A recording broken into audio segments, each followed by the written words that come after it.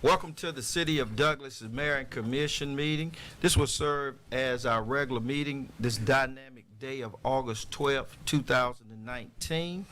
Lastly, I wanted to say, I don't know, is there going to be an executive session tonight, Mr. City Manager?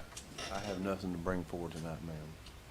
Okay, I'm asking the question again because, you know, we've had a lot of things to go on in the city of Douglas concerning some of our employees and stuff.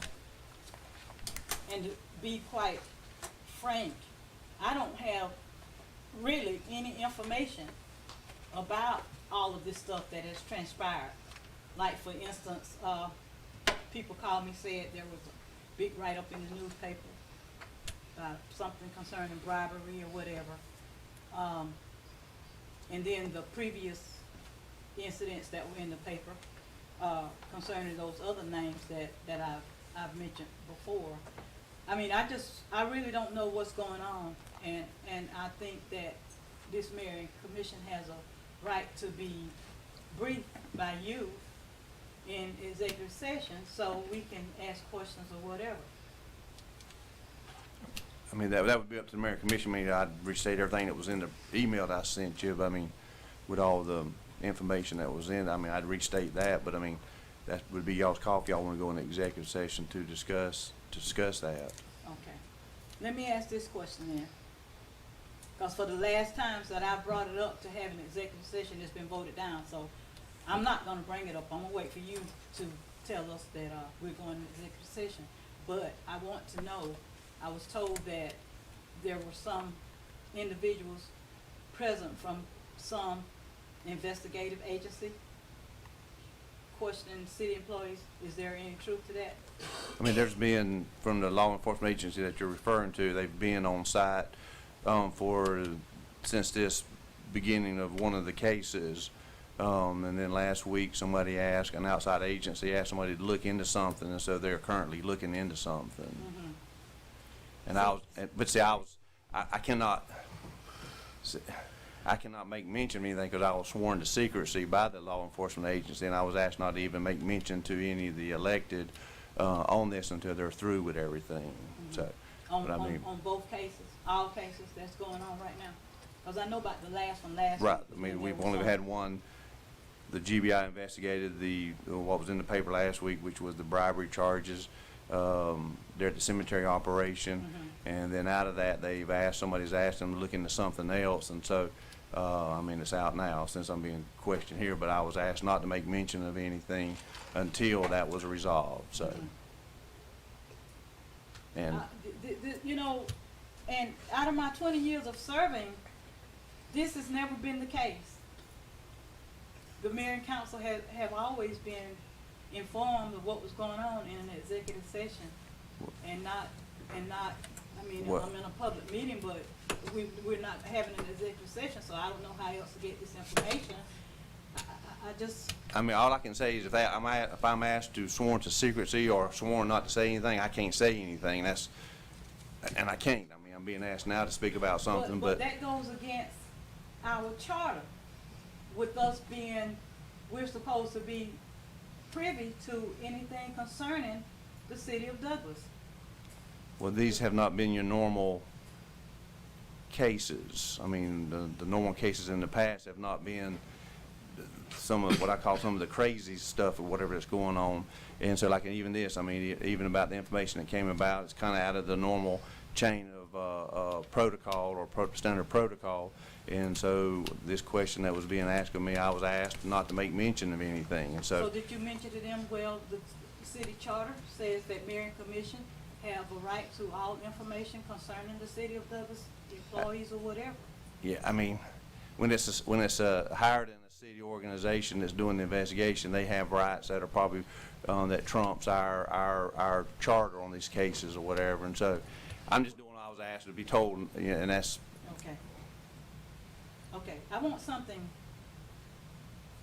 like something in writing from the agency saying that you were advised not to disclose this stuff to us.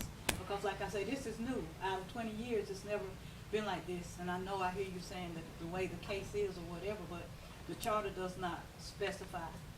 It doesn't, you know, say you can on this and you can on that. Okay. I will ask them, I don't know if they will do that because they're not in normal policy I to write in, but just wanted to I'll, say, and I'll even show you the email that I send them when I ask for it. If you don't believe I ask them, I'll well, send. I just know it's not fair to us. It's not fair to us to hear stuff happening in the city and it comes out in the paper and we have no knowledge. No knowledge at all. It's not fair. So, Well, even the stuff that came out in the paper, it was a 2-day lead notice after the grand jury had their sealed indictments. When the judge opened it, as soon as they opened it, I sent it to y'all the same day as the judge opened it. So, I mean, I can't be any quicker than the judge. I mean, that's. well, but the previous two were not indicted yet, were they? The first two. Right, I mean, they've not, So no they ma'am. haven't been indicted, but Right. still nothing on that. Like, for instance, I heard that you held the appeal hearing on one of those guys. I heard. Yes, ma'am. So, have you made your decision yet? I have not written the final Okay. letter, yes, ma'am. Okay. See, stuff like that. Just if you could say, well, I'm hearing the appeal of such and such employee, and I'll let you all know. But anyway, thank you. That's all I have, Mr. Mayor. Thank you.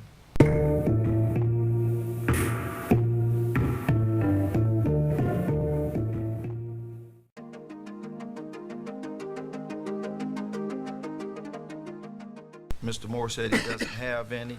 Commissioner Pearson, please. Thank you, Mr. Mayor. I do have a couple of things that I'd like to say. First of all, I'd like to expound on Mr. Roscoe Allen, who came before us at the work session.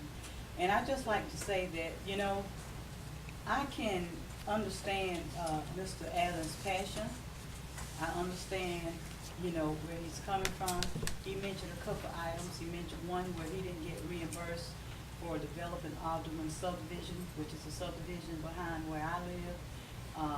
There was a incentive program in place, and we can't find documentation that says it was actually done away with, and he feels that he is entitled to those approximately $40-something thousand.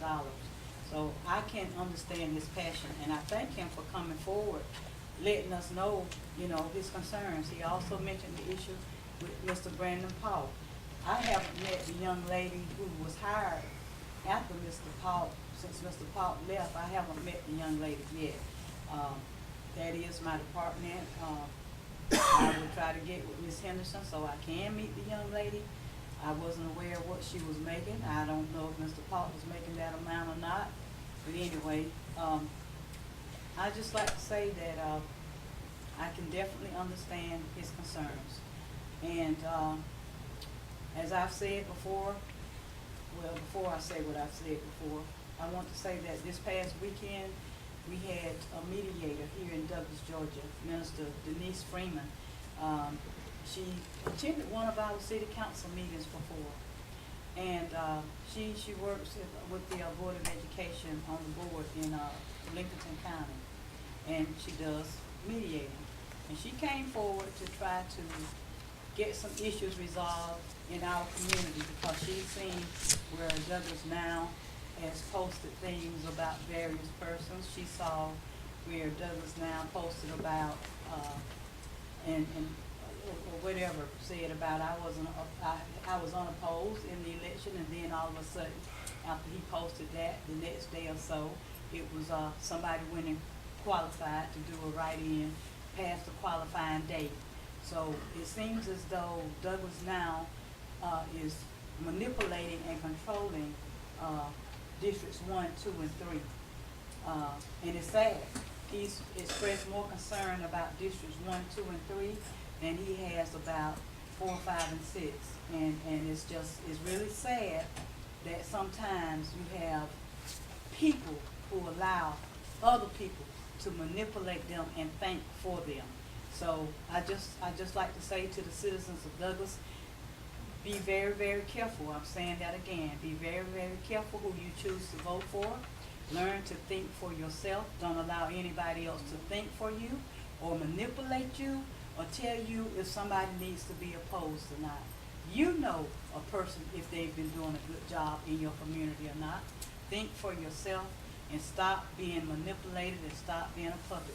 And also, I like to also speak on very briefly the incident about up at the shopping center, not shopping center, but Little Mike's restaurant. Mr. Michael Clark got in touch with me and told me that that's his property and that his daughter does not own that, and she had no reason to tell the police department that I could not come up there. But some of my constituents asked me about that, so that's why I want to talk on that. If you read the paper, you'll see that there were no threats made, there were no assaults made.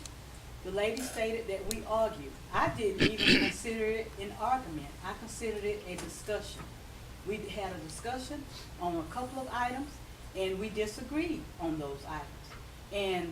But no cursing, no threatening, none of that. But she called me that Sunday morning and she said to me, Miss Olivia, I'm sorry that I had to involve the police with that. She said, because it really was not warranted. She said, I overreacted. So, but to the citizens of District 3, I just let you know, I did not give a comment to the newspaper. The newspaper did not contact me. Robert Preston contacted me, but it seems like he's always trying to contact me when there's something negative going on. He's never contacted me when there's something positive, when I've gotten the highest award to be awarded to an elected official. He's never contacted me when I was honored as in Florida for that award. So I didn't respond to him, but the newspaper did not give me an opportunity to respond. And I'm not sure if I would have responded to them either, because of the fact that I wanted to say what I had to say while sitting here in this seat where I represent all the people of District 3. I think that's all that I have, Mr. Mayor. Thank you. Thank you, Commissioner Pierce. You're welcome. Mr. Davis, would you please read through those for us? Yes, sir, Mayor. We have 4 items coming over on the consent agenda. The first item is the approval of the August 26, 2019 minutes. Second item is item 2, approval of the annual football soccer equipment bid, 8/12/19, Parks and Recreation. Third item is item 3, the purchase of 3 2020 Ram 1500 crew cab trucks for the police department. And item 4 is approval of the resolution calling for the election for the tax allocation district referendum. Those are the 4 items on the consent agenda. At this time, I entertain a motion to approve. Motion to approve, Mayor. Second. It's been motioned and second. Any further discussion? All in favor? Aye. All opposed? I abstain. I'm not certain as to what the tax allocation district entails, because I didn't attend that hearing, that town hall meeting that we had about that, and I haven't had a chance to review it. So I'll abstain on just that item. Okay. Thank you. You're welcome. At this time, the next thing on the agenda is staff comments. No staff comments. I don't have any, Mayor. Next is on the agenda is the mayor and commissioner's comments. Mr. Moore said he doesn't have any. Commissioner Pearson, please. Thank you, Mr. Mayor. I do have a couple of things that I'd like to say. First of all, I'd like to expound on Mr. Roscoe Allen, who came before us at the work session. And I'd just like to say that, you know, I can understand Mr. Allen's passion. I understand, you know, where he's coming from. He mentioned a couple items. He mentioned one where he didn't get reimbursed for developing Alderman subdivision, which is a subdivision behind where I live. There was a incentive program in place, and we can't find documentation that says it was actually done away with, and he feels that he is entitled to those approximately $40-something thousand. So I can understand his passion, and I thank him for coming forward, letting us know, you know, his concerns. He also mentioned the issue with Mr. Brandon Paul. I haven't met the young lady who was hired after since Mr. Paul left, I haven't met the young lady yet. That is my department.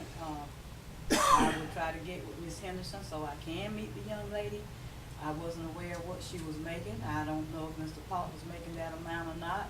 But anyway, I just like to say that I can definitely understand his concerns. And as I've said before, well, before I say what I've said before, I want to say that this past weekend, we had a mediator here in Douglas, Georgia, Minister Denise Freeman. She attended one of our city council meetings before. And she works with the Board of Education on the board in Lincoln County. And she does mediating. And she came forward to try to get some issues resolved in our community because she's seen where Douglas Now has posted things about various persons. She saw where Douglas Now posted about and whatever said about I was unopposed in the election, and then all of a sudden after he posted that, the next day or so, it was somebody went and qualified to do a write-in past the qualifying date. So it seems as though Douglas Now is manipulating and controlling districts 1, 2, and 3. And it's sad. He's expressed more concern about districts 1, 2, and 3 than he has about 4, 5, and 6. And it's really sad that sometimes you have people who allow other people to manipulate them and think for them. So I just like to say to the citizens of Douglas, be very, very careful. I'm saying that again. Be very, very careful who you choose to vote for. Learn to think for yourself. Don't allow anybody else to think for you or manipulate you or tell you if somebody needs to be opposed or not. You know a person if they've been doing a good job in your community or not. Think for yourself and stop being manipulated and stop being a puppet. And also, I like to also speak on very briefly the incident about up at the shopping center, not shopping center, but Little Mike's restaurant. Mr. Michael Clark got in touch with me and told me that that's his property and that his daughter does not own that, and she had no reason to tell the police department that I could not come up there. But some of my constituents asked me about that, so that's why I want to talk on that. If you read the paper, you'll see that there were no threats made, there were no assaults made. The lady stated that we argued. I didn't even consider it an argument. I considered it a discussion. We had a discussion on a couple of items, and we disagreed on those items. But no cursing, no threatening, none of that. But she called me that Sunday morning and she said to me, Miss Olivia, I'm sorry that I had to involve the police with that. She said, because it really was not warranted. She said, I overreacted. So, but to the citizens of District 3, I just let you know, I did not give a comment to the newspaper. The newspaper did not contact me. Robert Preston contacted me, but it seems like he's always trying to contact me when there's something negative going on. He's never contacted me when there's something positive, when I've gotten the highest award to be awarded to an elected official. He's never contacted me when I was honored as in Florida for that award. So I didn't respond to him, but the newspaper did not give me an opportunity to respond. And I'm not sure if I would have responded to them either, because of the fact that I wanted to say what I had to say while sitting here in this seat where I represent all the people of District 3. I think that's all that I have, Mr. Mayor. Thank you. Thank you, Commissioner Pierce. You're welcome.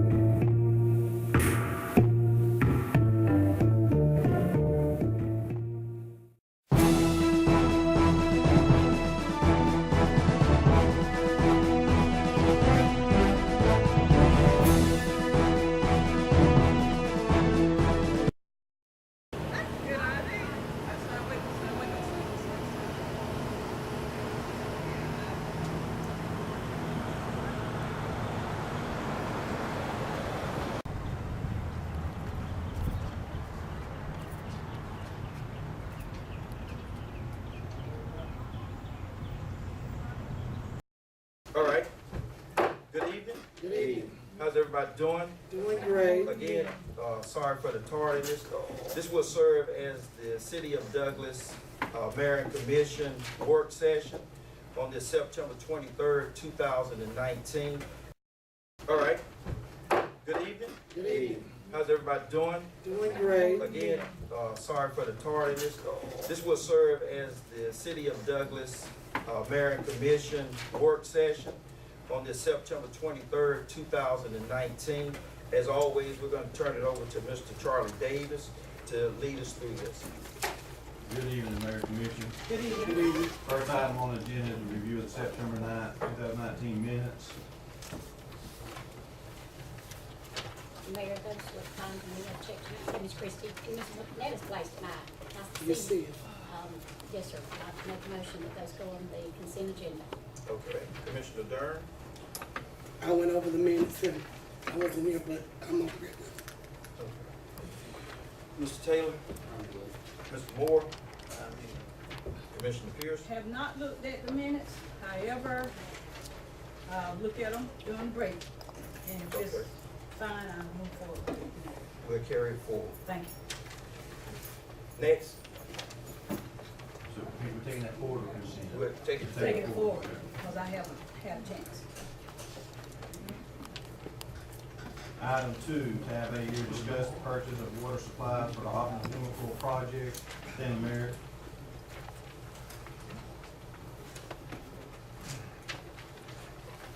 Good evening. Good evening. How you Good doing? evening. Good evening. Doing great.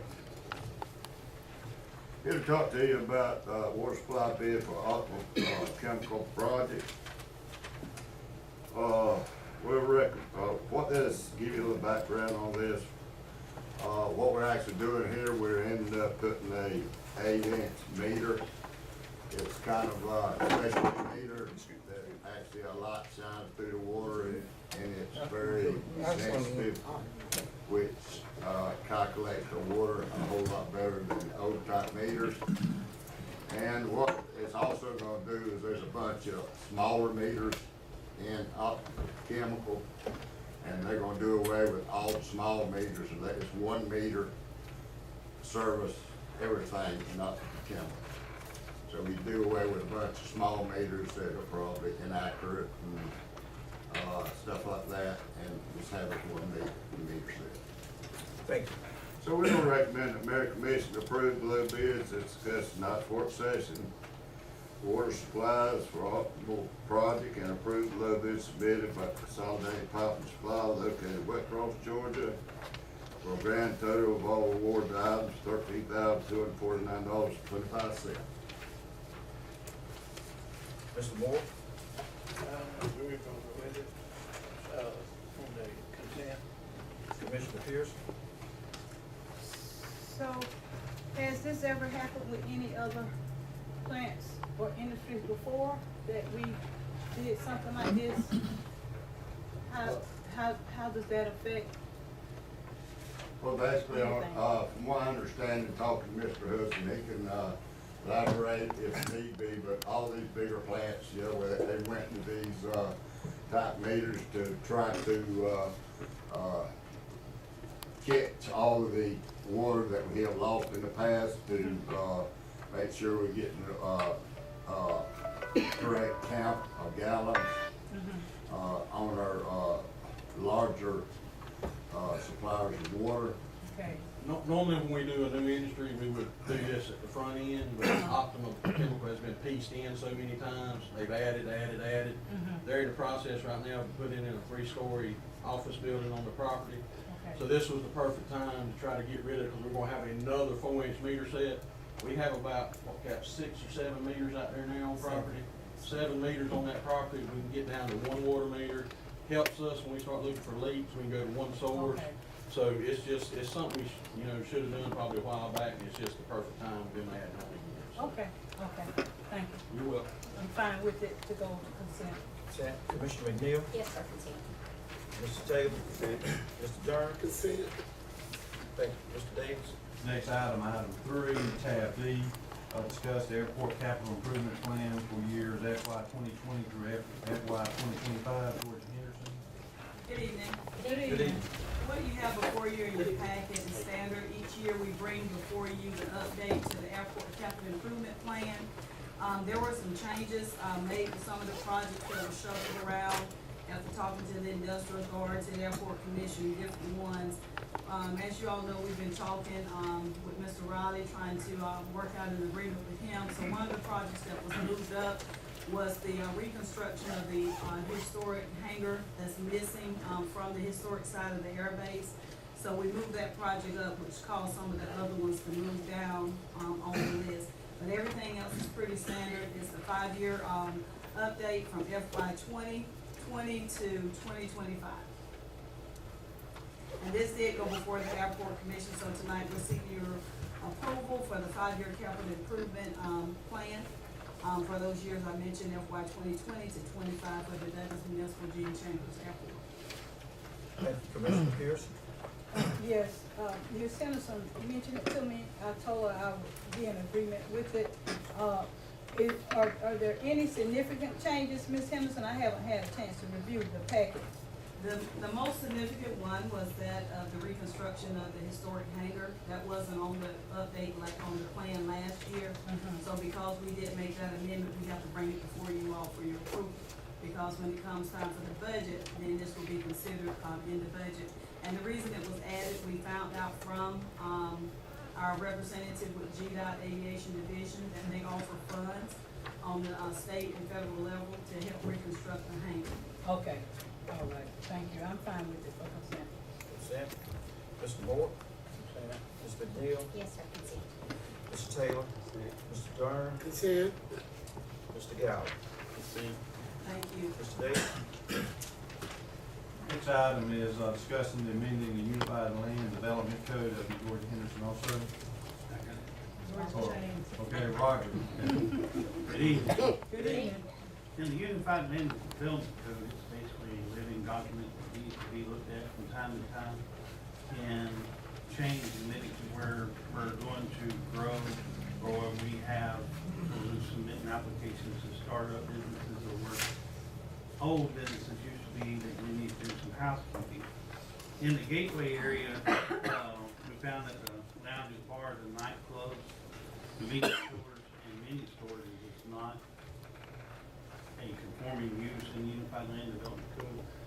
The previous Unified Land Development Code allowed these uses to be there, and due to some expansion and some new requests, we're asking to amend the Unified Land Development Code and fix some inaccuracies in the code to allow these type of businesses in the Gateway area.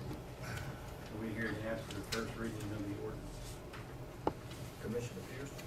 And that's to amend it as to allow lounges, bars, nightclubs, convenience stores, and the storage places to be in that district, right? That's correct. Okay. Okay. Based on how, Ms. Henderson and I discussed it last week, I'm in favor of amending it to include those in the Gateway district. Well, this is first reading, okay. Correct. Mr. Moore? Ms. McNeil? Yes, sir. So this will, let me make sure, this is not just to protect the ones that are there, that weren't protected before, this is to actually allow for future. Correct. Okay. Okay. We good? Yes, sir. Mr. Taylor? We're good. Mr. Dern? Great. Mr. Mayor Pro Tem? Good with it? All right, we'll be taking that forward for the first reading. Thank you. Mr. Davis? Next item, item 5, tab D. Ah! What that means?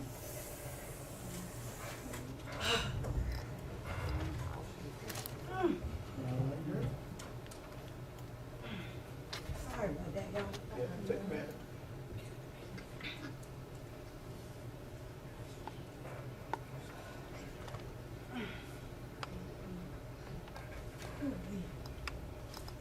I'm sorry, go ahead. Mr. Davis? Next item is discussing the rebuilding, resurfacing of Evergreen Avenue. In the agenda item, staff has been working on this to put this in next year's agenda, next year's budget. received a call last week from, Commissioner Pearson to ask us to put it on the agenda item for this week to discuss it. So, as everybody knows, Evergreen Avenue, going off Baker Highway, you turn in, it's an old concrete, highway that was put in there, when the developer built it. That concrete is given away now, and so it is in need of, in addition, it's not like a typical resurfacing, but on regular asphalt road, we have to go in there and just resurface it. But on this one, it's gotta be dug completely up, aggregate base put under it, and then asphalt put on it. So anyway, so it was actually put on the agenda item. Commissioner Pearson, if you wanna say something. Well, while out campaigning, no, not actually while out campaigning, I think I brought it before, like a year or so ago, about trying to get it redone, and we were told that how expensive it's gonna be to have it done. So, last week, some of the residents on Evergreen, they were like, the only complaints that they have is the fact that that road is as bad as it is. It's just really crumbling up.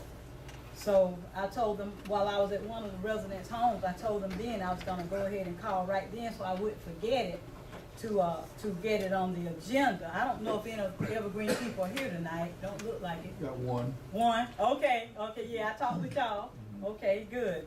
And, so you're saying that it's on the, it's scheduled for next year? You know, it was on the original list about 8 years out. But whatever's happening under that concrete, it is giving way faster than the initial assessment was done. And so it's gonna have to be moved up instead of the regular 7 years. So we're trying to package it now so that we can have it in the, on the next budget. So when we come together in January, February, and start working on the next budget, so hopefully by next July, we can have something rolling on that.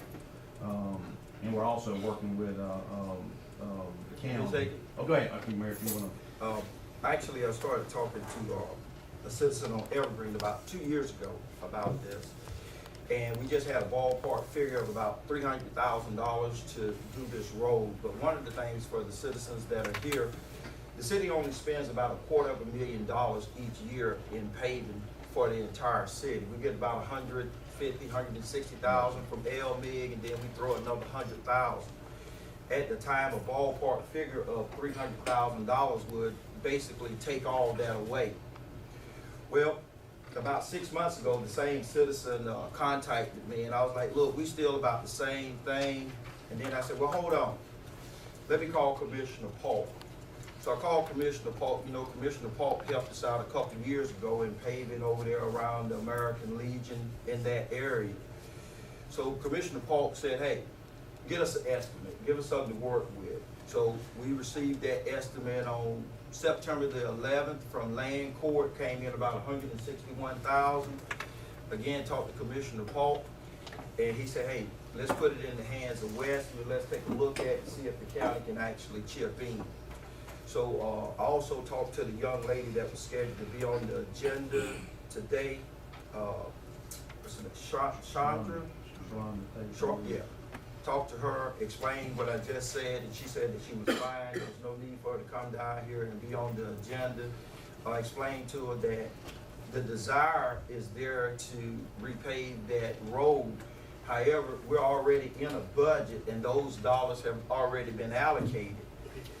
Well, this is almost perfect time. One, if I can talk nice to Commissioner Polk and maybe get a couple of dollars, and us being at the beginning of our budget process, we start our retreat, I think, in February, somewhere up in there. Now we're trying to allocate dollars that are unallocated to that. And she said, I'm fine with that. I said, hey, let me screenshot this proposal to you. And she said her and the other friend was gonna walk the neighborhood and said that they were fine with that. Okay, well, as the commissioner for that district, and I understand that it's costly, but this item this is not the first time that this has come up. It's actually been in the situation that it is in for quite some time. So my thing is, I think we need to not put it off until next year's budget. We need to see if we have some money somewhere to go ahead and get it done as soon as possible. Mr. Davis, I want done as soon as possible. Because I haven't drove another community that has the situation that this road has. This is one of the worst. And furthermore, I don't know, who was the developer over there? Originally it was built, Mr. Lott, Francis Lott built that. Okay, so why would the city allow it to be cement? Mr. Allen, please. Prior to the unified code, now if somebody wants to turn straight over to the city now, it has to be built up to our standard, and there's actual standards put in place. Way back when, there wasn't standard, and most times when somebody built a road, they would turn it over to the city and we inherited whatever, but today that couldn't happen today unless y'all overrode that decision, because the policy states it has to be built to whatever our standards are, certain type of bases, certain thickness of asphalt and all that kind of stuff. Did you find any history on it? When was that subdivision actually developed? It was in the early '80s, late Early '70s, 80s? early '80s, yes ma'am. Okay. Mr. What year did you move over there? Oh, I was in the '90s, so it was already It was developed when I moved over. already, Mr. Wilkerson, I'm sorry. So it was in the 90s. About '95. Well, cause I hear what you're saying. So you said, what did Commissioner Paul say, Mr. Mayor? Commissioner Paul, right now we've sent the estimate over to the county, and he's waiting for him and Wesley to get together, crunch some numbers and see if there's anything that they can do. Okay. Well, being that we're waiting to see how the numbers look with them, we'll hold off on it, but as soon as we hear something from the county, I think we need to try to get this handled as soon as possible. I don't wanna wait till next budget year. Because like I said, for years, those residents have told me about, the situation, the circumstances of Yes, their ma'am. road. And no matter when we do it, if we do it tomorrow, or we do it 2 years from now, it's gonna be for those residents, it's gonna be a horrible situation, because that concrete gotta be dug up and roads shut down, and for them being able to access back to Baker Highway or going up Evergreen Lane and cutting back around to, I think it's Evergreen Place, it's gonna be, so we're gonna have to kinda like do half of the road on one side and dig it up, and then shift it, and then dig up the other half, and then shift it back, and it's gonna be, it's not gonna be a normal process, cause it's like anything, a new house is easy, but when you're trying to live in a house that you're remodeling, it becomes horrible. Makes it difficult. So anyway, so it's gonna be one of those things. that- Yeah, well, I understand that, but I Right. think they'll be fine with that, long as they're not having to drive on what they're having to drive on. I think it'll be worth it to And them. it'll take about twice as long as a normal repaving, because we gotta do all that, so I just want them to know, whenever it happens, it's gonna be, Cumbersome. yes, ma'am. Okay, but they do have that other road back behind over there that they can access to get out. Thank goodness. Yeah. My thing is this right here, as I talked with the young lady and a few citizens over there on Evergreen, even talked to Mr. Wilkerson before the meeting. Of course, Johnny has more insight because he's been doing these meetings forever. So he understands the financial piece is that, it's $161,000 that we did not budget. So doing it during this budget year calls for us to have to take money from other parts of the budget that we've already approved in order to do this. So when I talked with the young lady and the citizens over there, they were fine with us waiting on the county and not to disturb the current budget. It's just that they wanted to know that we were moving forward on this. And as I told the young lady today, I said, when you went down to the city, it was like on the 20th. Look at the estimate. It's dated September the 11th. So we were already working on this. So hopefully we'll be able to. And I hear you, Mr. Mayor, not meaning to cut you off, but we all know it's election time. And we might not even be up here next Correct. time when the budget comes. So I would like to have it done, if at all possible, why this administration is here. I just wanna put that out there, cause see, the citizens not looking at that. They don't think on that level about it's gonna be a different administration possibly.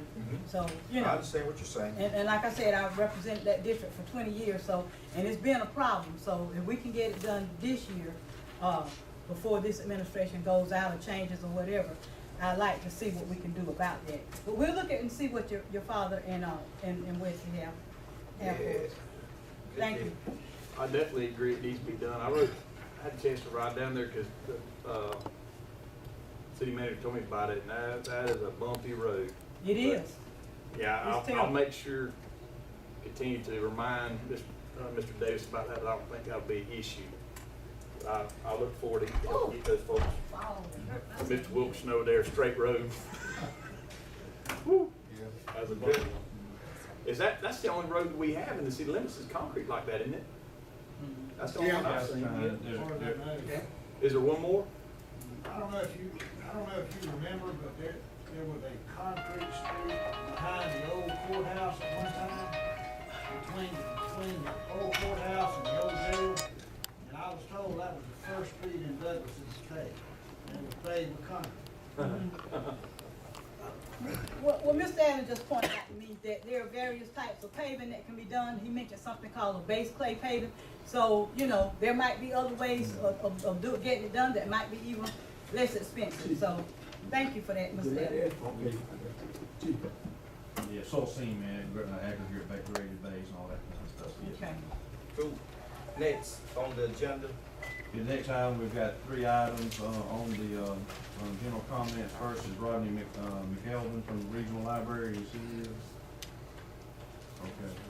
it's not here.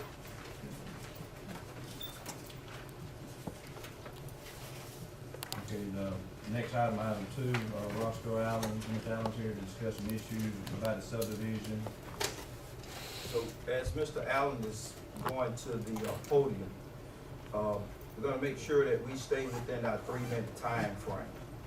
So, Mr. Allen, if you would, at the conclusion of your 3 minutes, we're gonna proceed with the meeting.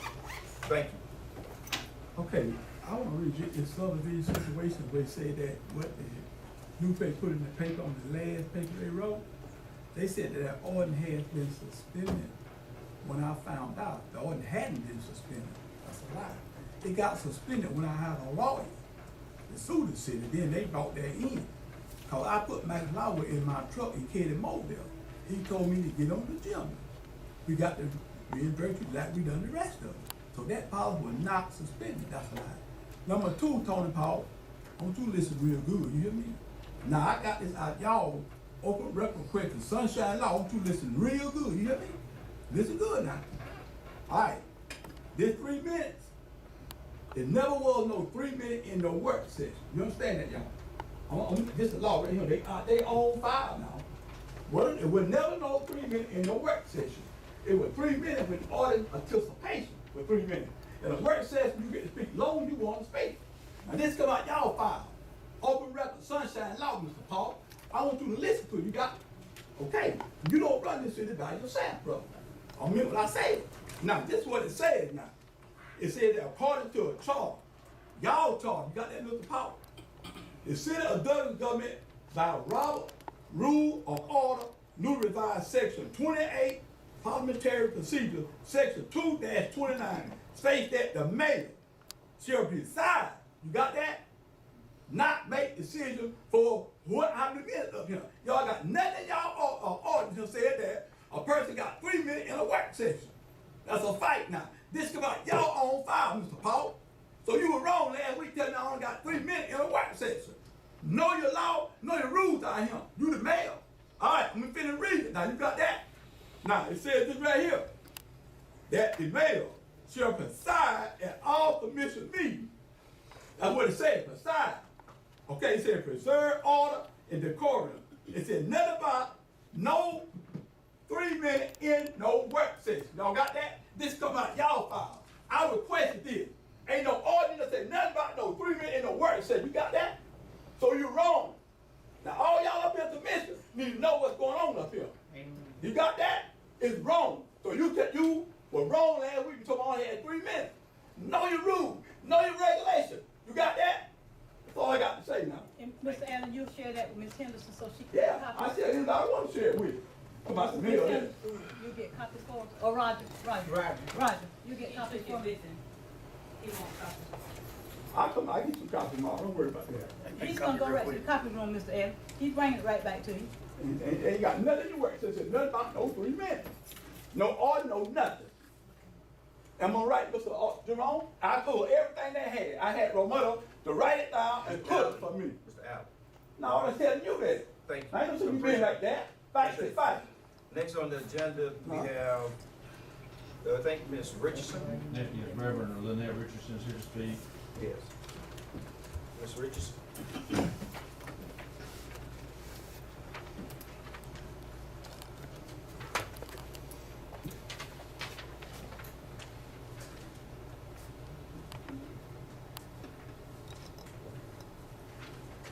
Good evening. Good evening, everybody. Good evening. Good evening. I want to thank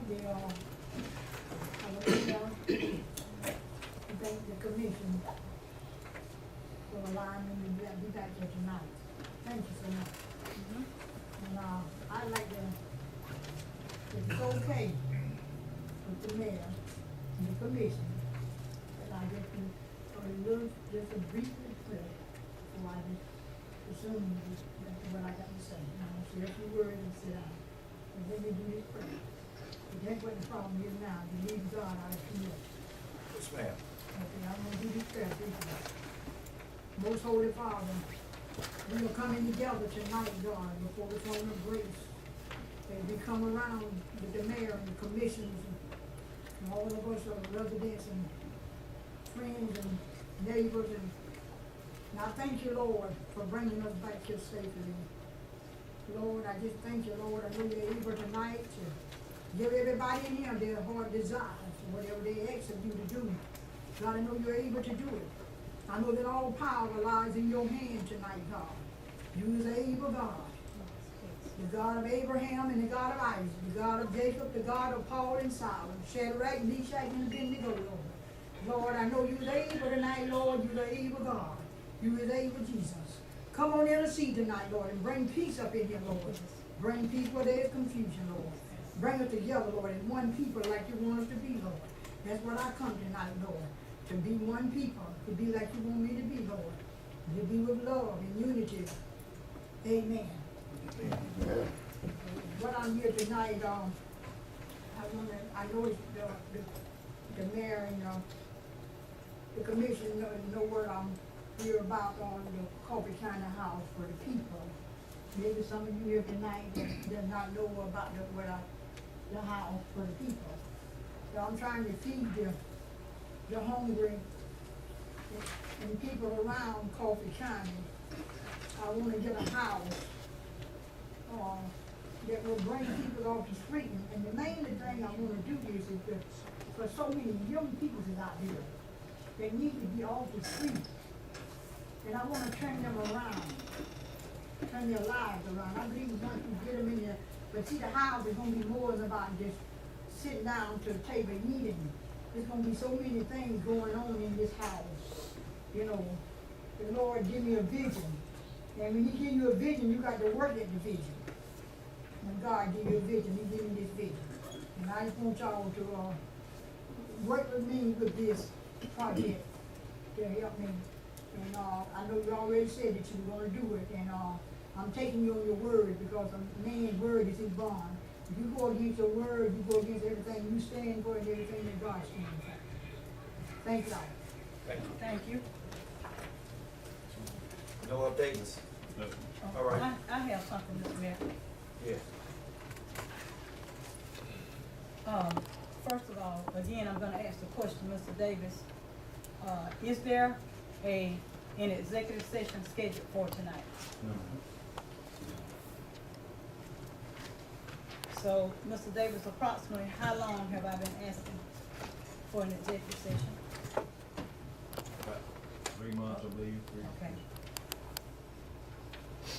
So, do you mind answering me what reason you have not scheduled an executive session when I have constantly been asking about one? We have nothing on hand to go into an executive session. What other issues to discuss in executive session? Land acquisition, pending, legal lawsuits, if we have a personnel issue that needs mayor and commission, conversation on. Yes or no, when I was told by the mayor that the council needed heads up on what reason we needed to have an executive session, did I not mention personnel? Right, I mean, if we have a pending litigation or personnel action that needs y'all's, a discussion on, we would have a. Is that what it states specifically, sir? Yes, ma'am. It needs a pending litigation that needs our Right, action on? if we get served with a lawsuit or something, we have to go into executive. So do we not discuss, sorry to cut you off, but do we not discuss issues about employment in executive session? If there's a need to discuss a personnel issue, yes, ma'am. Okay, so what would grant a need to discuss a personnel issue in I executive mean, session? most times they're attached to a legal situation.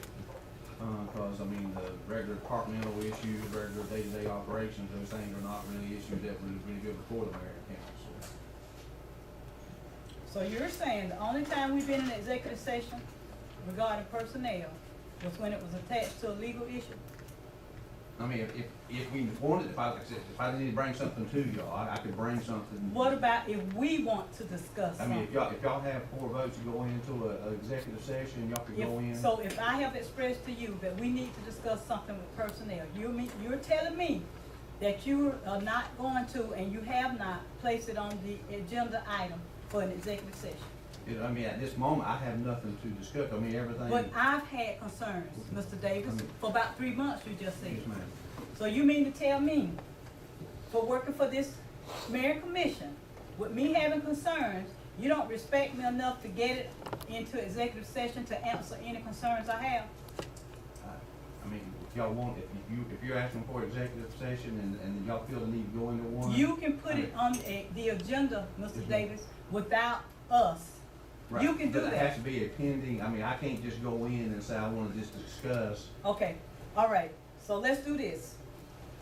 I have asked, as you just stated, for about 3 months about an executive session.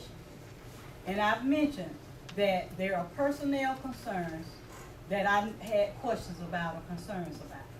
So we have not went into executive session. So since we have not went into executive session, again, when I mentioned before, it was a personnel issue that I wanted to discuss, I had to bring it out on the floor. I'm gonna do that again, okay? So I would like to know, what is the current status of the appeals process regarding Britt Leverett, a former city employee? I mean, all the events around that, all that's being placed in your box, you have all the information from A to Z. It's been placed in these envelopes? Yes, ma'am. So when did they get in the box? Friday. Okay, so I was in the hospital. You said you didn't have it. I called and left a message for Christy, for her, for you to give me the results. And you told Christy there were no results of it. No, I didn't tell her wasn't there. Yes, I asked for something written. Written. I asked for something written. You said, but it's okay because see, you're an employee too. You're an employee, and when your day comes that you're not treated fair, you're gonna want some help. This may not be right. You're gonna want some help. Fired correctly. Because Stevie Young is Britt's Leverett, immediate supervisor. He did not fire Britt. He didn't fire him. The policy says you have to be fired by your immediate supervisor. Okay. Stevie didn't even know anything about it. Okay. Yes, you say okay because you know I'm telling the truth. Policy. Okay.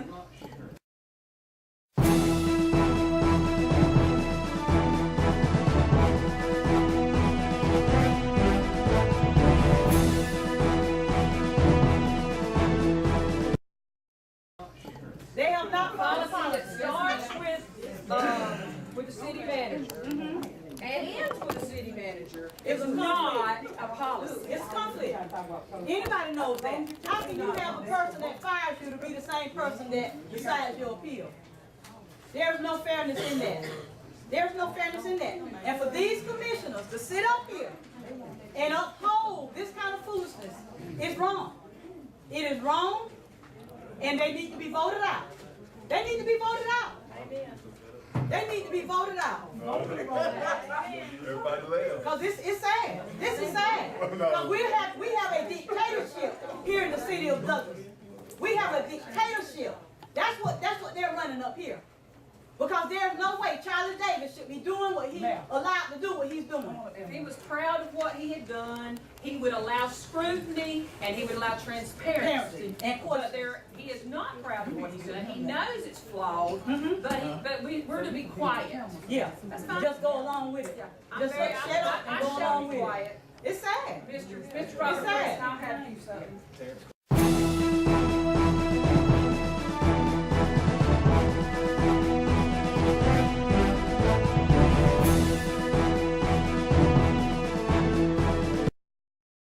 Of all my years of studying government, government is not supposed to operate like this. Government is supposed to be ran by the people, for the people, of the people. It's not being ran like that. They have a dictatorship, just like they got a dictatorship on these utility bills. Folks having $7, $8, $9, and $1,000 utility bills that they won't even bother to look into. It's sickening. It's really sickening. And I'm sad that I'm a part of this. I'm so sad that they treat people like this.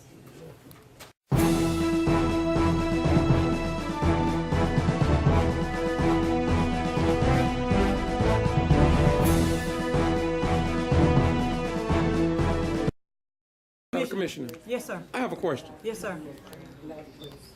I heard you just did a lot of talking, but I didn't hear you reference GMA and assistant from GMA. Don't you think that somebody needs to have some questions I can answered? tell you, Mr. Rhines, in the past when I've contacted GMA, we do have a new person of GMA that's over the legal department now, but in the past when I've contacted GMA, they would say that needs to be handled between your city manager and your city attorney. That will be the answer that you would get. But that we do have Rishi Patel, who's the new legal person for GMA. I will reach out to Mr. Patel. The reason I ask that, because I record 30 cities with this type of problems. And I just never seen it the way I see it here. Yes, sir. And I commend the cities that are carried out the affairs of the people like you should. Right. But I have never seen wherein the elected officials don't have equal share. And it seemed like, so I think GMA would probably be your best bet. Yes, sir. Thank you. I will definitely reach out to them because this is really ridiculous. It's sad. Sad. Census of the mayor and council to not continue this line of pushing. They can do what they want to do. No, they can't. Apparently they can. No, they barely they can. That's why he ain't gonna do it. I don't do what you want to do for 2 more meetings. And why am I not allowed to speak? Yeah. She filled out a I paper. filled out a paper and Charlie denied her coming to talk. And so did Tony. Well, you can talk on live, because Mr. President. Yes, fine. Yeah, My lawyers will do my talking. And there's 2 lawsuits coming on Friday. My lawyers will not gonna speak for me. It beats all I've ever seen. Everybody walked off, all them chickens in the house. And nobody got no bad problem.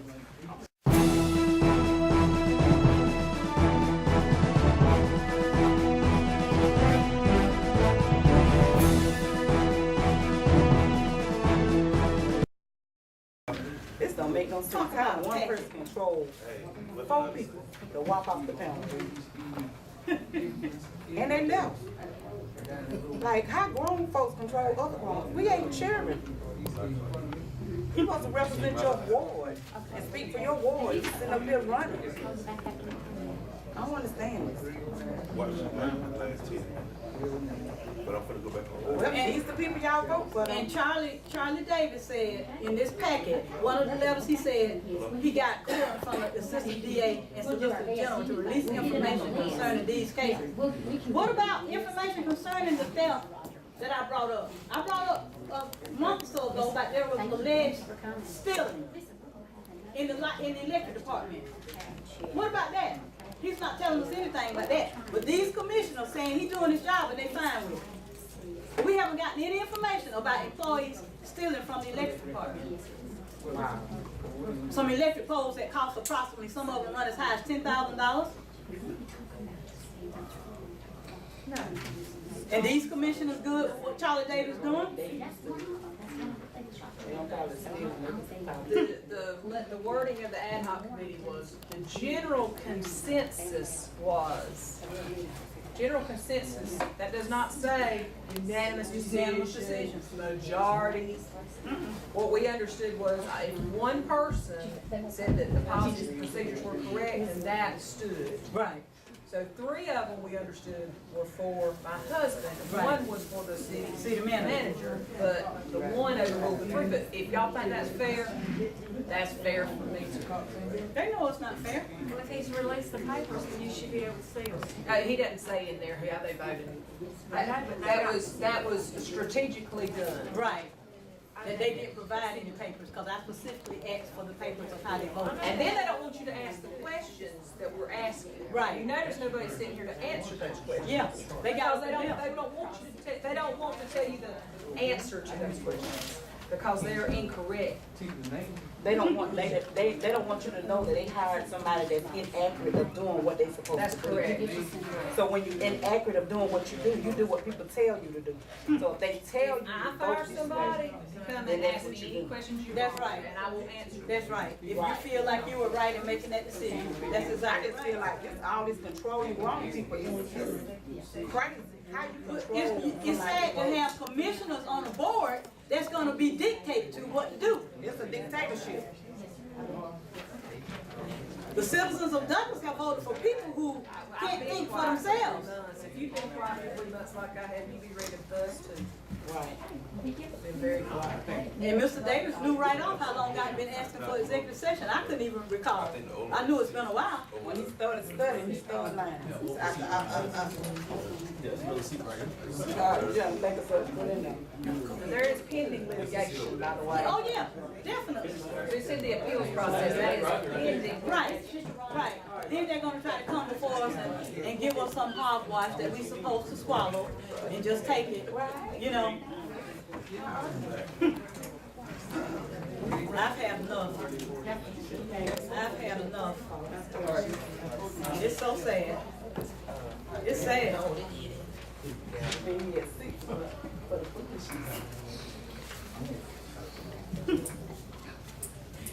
I'm gonna adjourn the meeting, everybody does.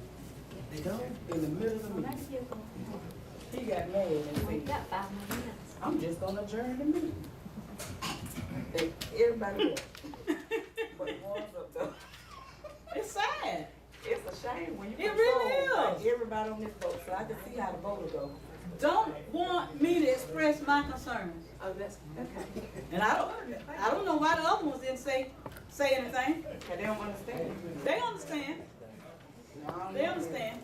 I don't know. It's not that difficult to understand. If you can't hardly read it, you can't understand. I'm just saying.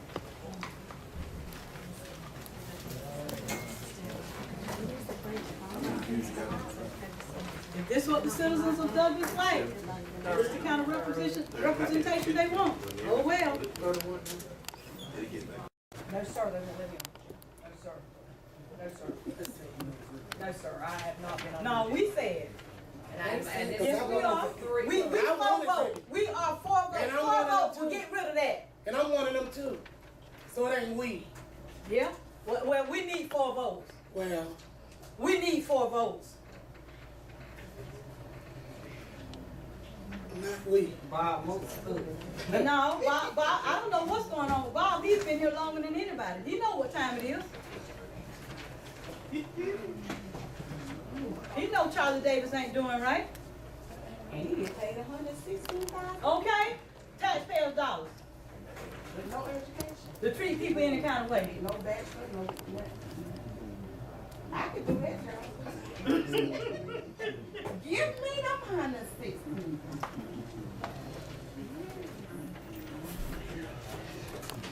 They gave me $3,000 raise when they came. They need to, it's public records. But elected. He resigned. That part. Charlie Davis resigned.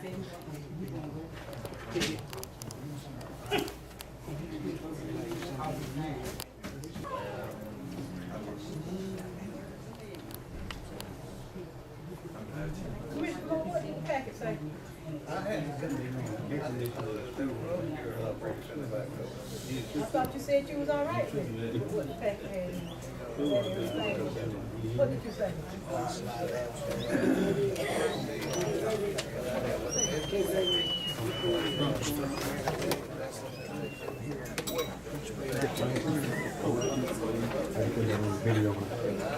What investigation did he do? You had evidence? I'm gonna stop just taking people's word and see stuff for yourself. And what does it say? The gist of it. The gist of it. The gist of it. The gist of it. What did they find guilty of? What did they find him guilty of?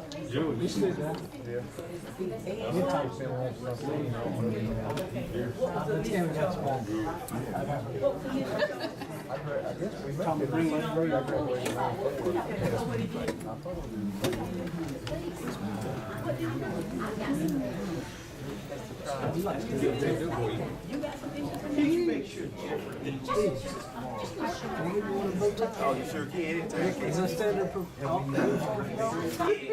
Only parts of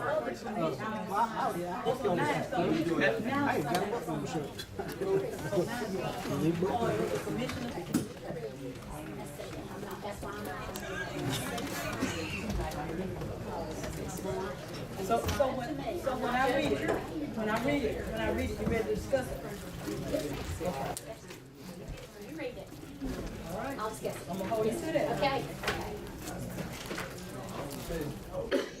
I'll give you my opinion, okay? I will give you my opinion. Oh, okay. You give me your opinion, I'll give you mine, okay?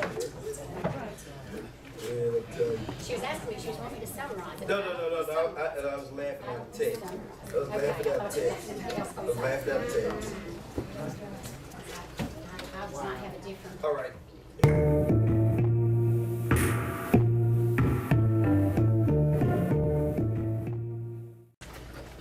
Good evening. Good evening. Welcome to the city of Douglas. This will serve as our mayor and commission meeting. This will be our regular meeting for this September 23rd, 2019. Next on the agenda is the consent agenda items. As always, we'll turn it over to our city manager to reiterate the items put on the consent agenda. Mayor Commission, we have two items coming over on the consent agenda. We have item 2, approval of the purchase of the water supplies for Optimum Chemical Project, and item 3, approval of the airport capital improvement plan for years FY 2020 through FY 2025. Those are the two items. At this time, I entertain a motion. It's been motion and second. Any further discussion? All in favor? All opposed? Motion carries. Next on the agenda is work session items brought forward for discussion. And I think we had the minutes in the first reading. We got two items coming over. One is for the approval, item 1, approval of the September 9th minutes. Commissioner Pearson. Yes, I had a chance to review them. They looks like what we discussed in the last meeting. At this time, I will entertain a motion about the minutes. So moved. It's been motion and second. Any further discussion? All in favor? All opposed? Motion carries. Next item, the item 4, this will be the first reading of amending the ordinance for the Unified Land Code Development. This will be very short, be it ordained by the Mayor and Board of Commissioners of the City of Douglas and regular meeting assumed pursuant to lawful authority thereof, Unified Land Development Code of the City of Douglas hereby amending the stand amendment form by amending section 3 of the Unified Land Development Code, chapter 3, table 3.1 to permit boundary bars, nightclubs, convenience stores, and convenience stores, self-storage facilities in the gateway zoning district, offered read for the first time at the regular meeting of the Mayor and Board of Commissioners the City of Douglas on September 23rd, 2019. We'll have a second reading on October 14th. Thank you. Next on the agenda, we have the mayor and commissioners' comments. I'll say this right here. We've had enough theatrics for this evening. And my thing is this right here. We've handled the city's business. Our work session was a little contentious. So my thing is this right here. I would like to forego the mayor and commissioner's comments and entertain a motion to adjourn.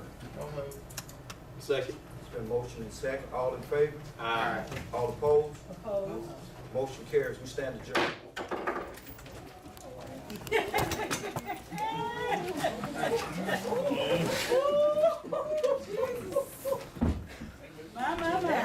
My. Dictatorship. Gotta go. Dictatorship. Gotta go. Dictatorship. Went out there. Dictatorship. A dictatorship. You are your part It's of a the dictatorship. A dictatorship, citizens of Douglas. You all do not have a democracy. You have a dictatorship with this mayor you have and certain commissioners. Don't worry about it. Moore, McNeil, and Gowan, and sometimes Taylor. A dictatorship. A dictatorship. No, it's called being compassionate and concerned. I'm on the city council member, and I hope that I never Tell him. ignore somebody's feelings or ruin somebody's life because they're accused of being guilty when they're not even given a chance to prove their innocence. And fired and ruined their life and their children's life. That's right. I hope that y'all have to sleep with that. They do. Because election's coming up. Right. Yeah. And I have to vote, I have to be elected in the city of Ambrose. And I hope that I have enough compassion for our employees, because we had something like this similar to happen. Yeah. And we let him come before us and talk And about talk it. He about got it. fired by somebody there. And we hired him back because he was innocent. I've seen that in many Yeah. cities. Many This cities. is sad. They did This this is right here sad. on this board. This is sad. It was It's a been young said lady at one that of the was other fired. meetings, this is one of the worst administrations ever. I've been on the council is. 20 years, and I can say this is one of the worst administrations I've ever Man, let me seen. ask you a question. I have never seen a meeting adjourned like the one in Douglas this evening. And I'm going to 30 cities. If you go to Boston G.B.R, you'll see a lot of my videos. I've never seen this before. Why does the people sit on the council allow this to happen? Because they don't have any gumption. They don't have any gumption. Well, why- They're gonna go along with whatever because they don't care enough. They don't care enough. If it was happening to their family members, it'll be a different story. Have anybody, I mean, when I was in Gordon, and they called hell in Gordon with Mayor Ann Whippaloo. And my question is, why have not somebody contacted GMA?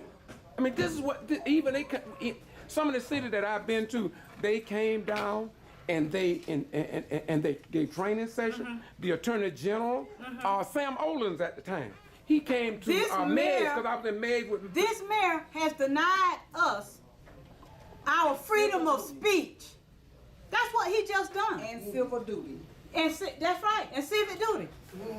We have a right to represent the people. If there are concerns from the people, we got a right to say it. But he adjourned the meeting. And somebody just called me today before I was getting ready to come. Can you all sit down and talk? Can your mayor and some of your commissioners sit down and talk? I say, sure, we can sit down and talk. But no, after the night, there's no talking. There's no talking. There's no talking. Because whatever he says, it's going to be a lie. And I will not believe it. I will not believe it. And I don't know what has happened for Tony Paul to turn into the person he's became. But God knows this is wrong. This is wrong. No other mayor has ever denied an elected official from stating their concerns. Counsel. No other mayor. Yes, sir. Commissioner, I hear you talking a lot, and I'm just being honest with you. And I'm not ashamed of anything that I'm saying. I'll be on MSNBC. I ain't got nothing. Yes, sir, I got you. My point is, I hear you bring up a lot of issues, and to me, some of them is beyond you. But somebody in the state of Georgia should be able to come and address these concerns, even with your city manager. I heard you talk. Yeah. In terms of executive session. Right. Now, if I wasn't going to 30 plus cities, I wouldn't know about going into executive session. I am a member of the press, and they denied me a right in Brooks County during the Quitman 10 plus 2 case. They brought them up on 100 to 200 charges, and eventually all the charges were dropped. So here's the question. The Board of Election chairman said I did not even have a right to record at a public meeting.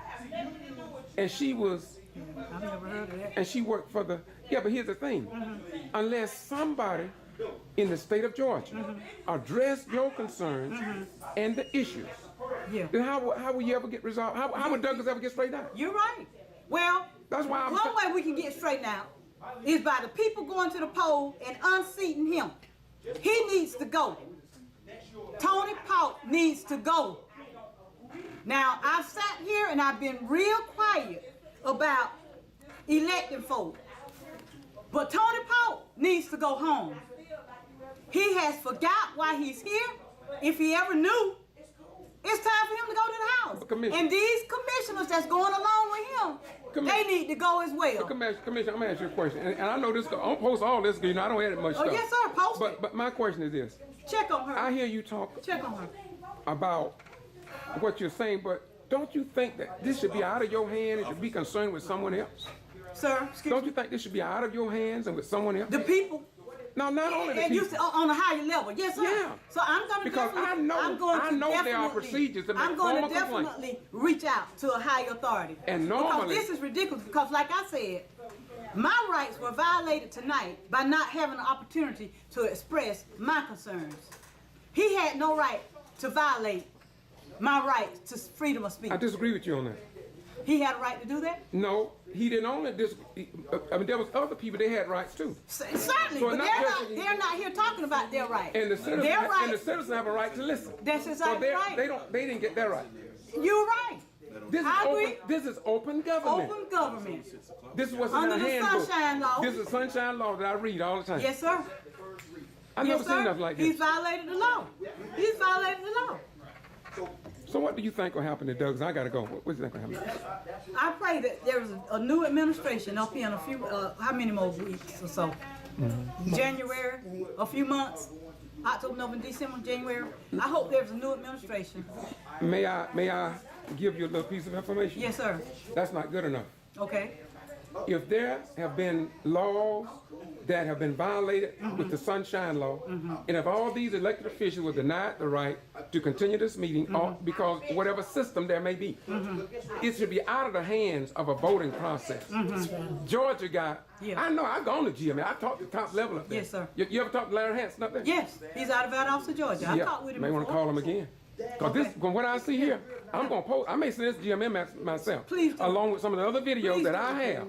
Please do. So somebody can help the taxpayers to be represented as the Constitution of our democracy so represents. This is the Get To Free Press. I'm George Voss Rhymes, and I report what others ignore. Thank you.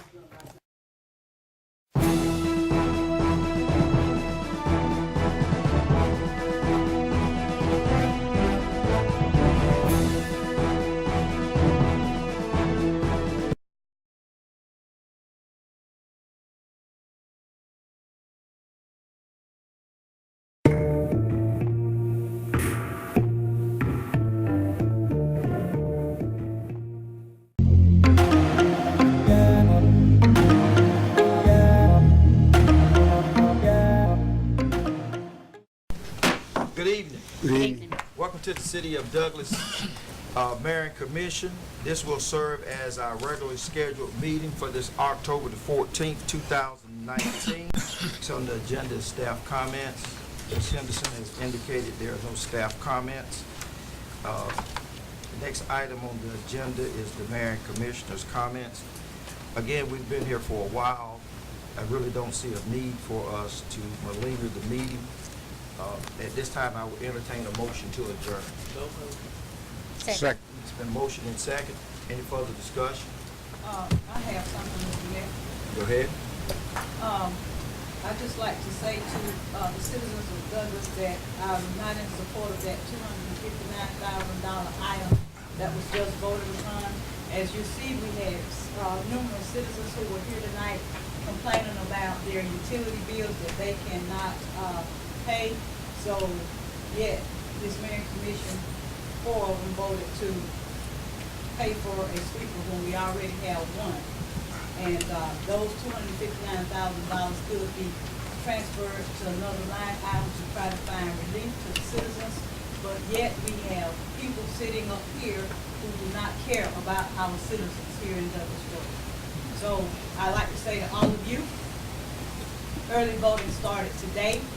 If you have not voted, please get out and vote for the people who are concerned about your best interest. Because I assure you, some of them sitting up here, they're not. Thank you. All in favor? Aye. All opposed? Opposed. Motion carries. We stand adjourned.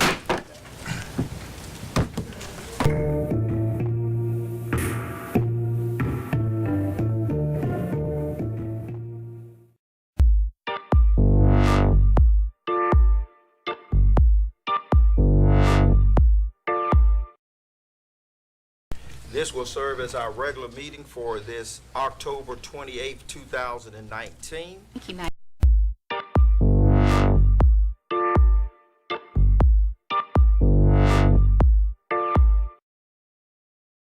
This will serve as our regular meeting for this October 28th, 2019. Thank you, Mayor. I'd like to present tonight Brother Willie Carter, who is the senior pastor at the Move of God Deliverance Center of 121 Pinecrest Drive.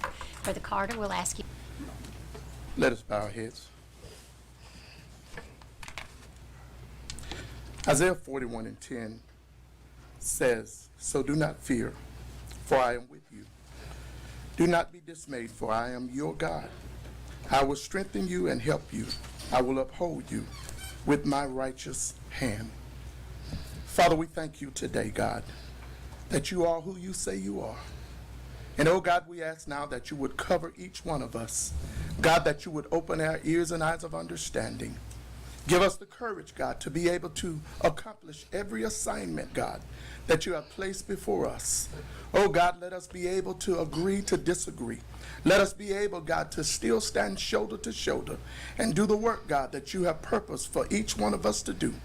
God, now I pray for you to bless this city. Bless the people of this city. Cause them, God, to go out and run like never before, that they may be able to do something that has not been done before. Bless our youth in this city.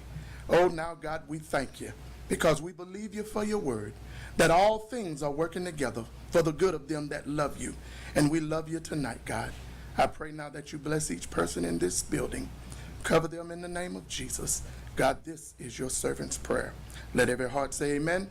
Amen. Amen. Amen. Amen. Amen. Amen. Thank you so much. Thank you. Thank you, Pastor. Thank you. Next on the agenda is the Pledge of Allegiance. As always, would you please stand and face the flag? The Coffee County Navy Junior ROTC will lead us in pledge.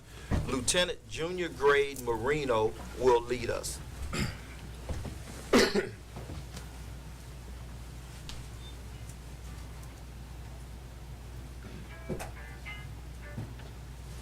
I pledge allegiance to the flag of the United States of America and to the republic for which it stands, one nation, under God, indivisible, with liberty and justice for all.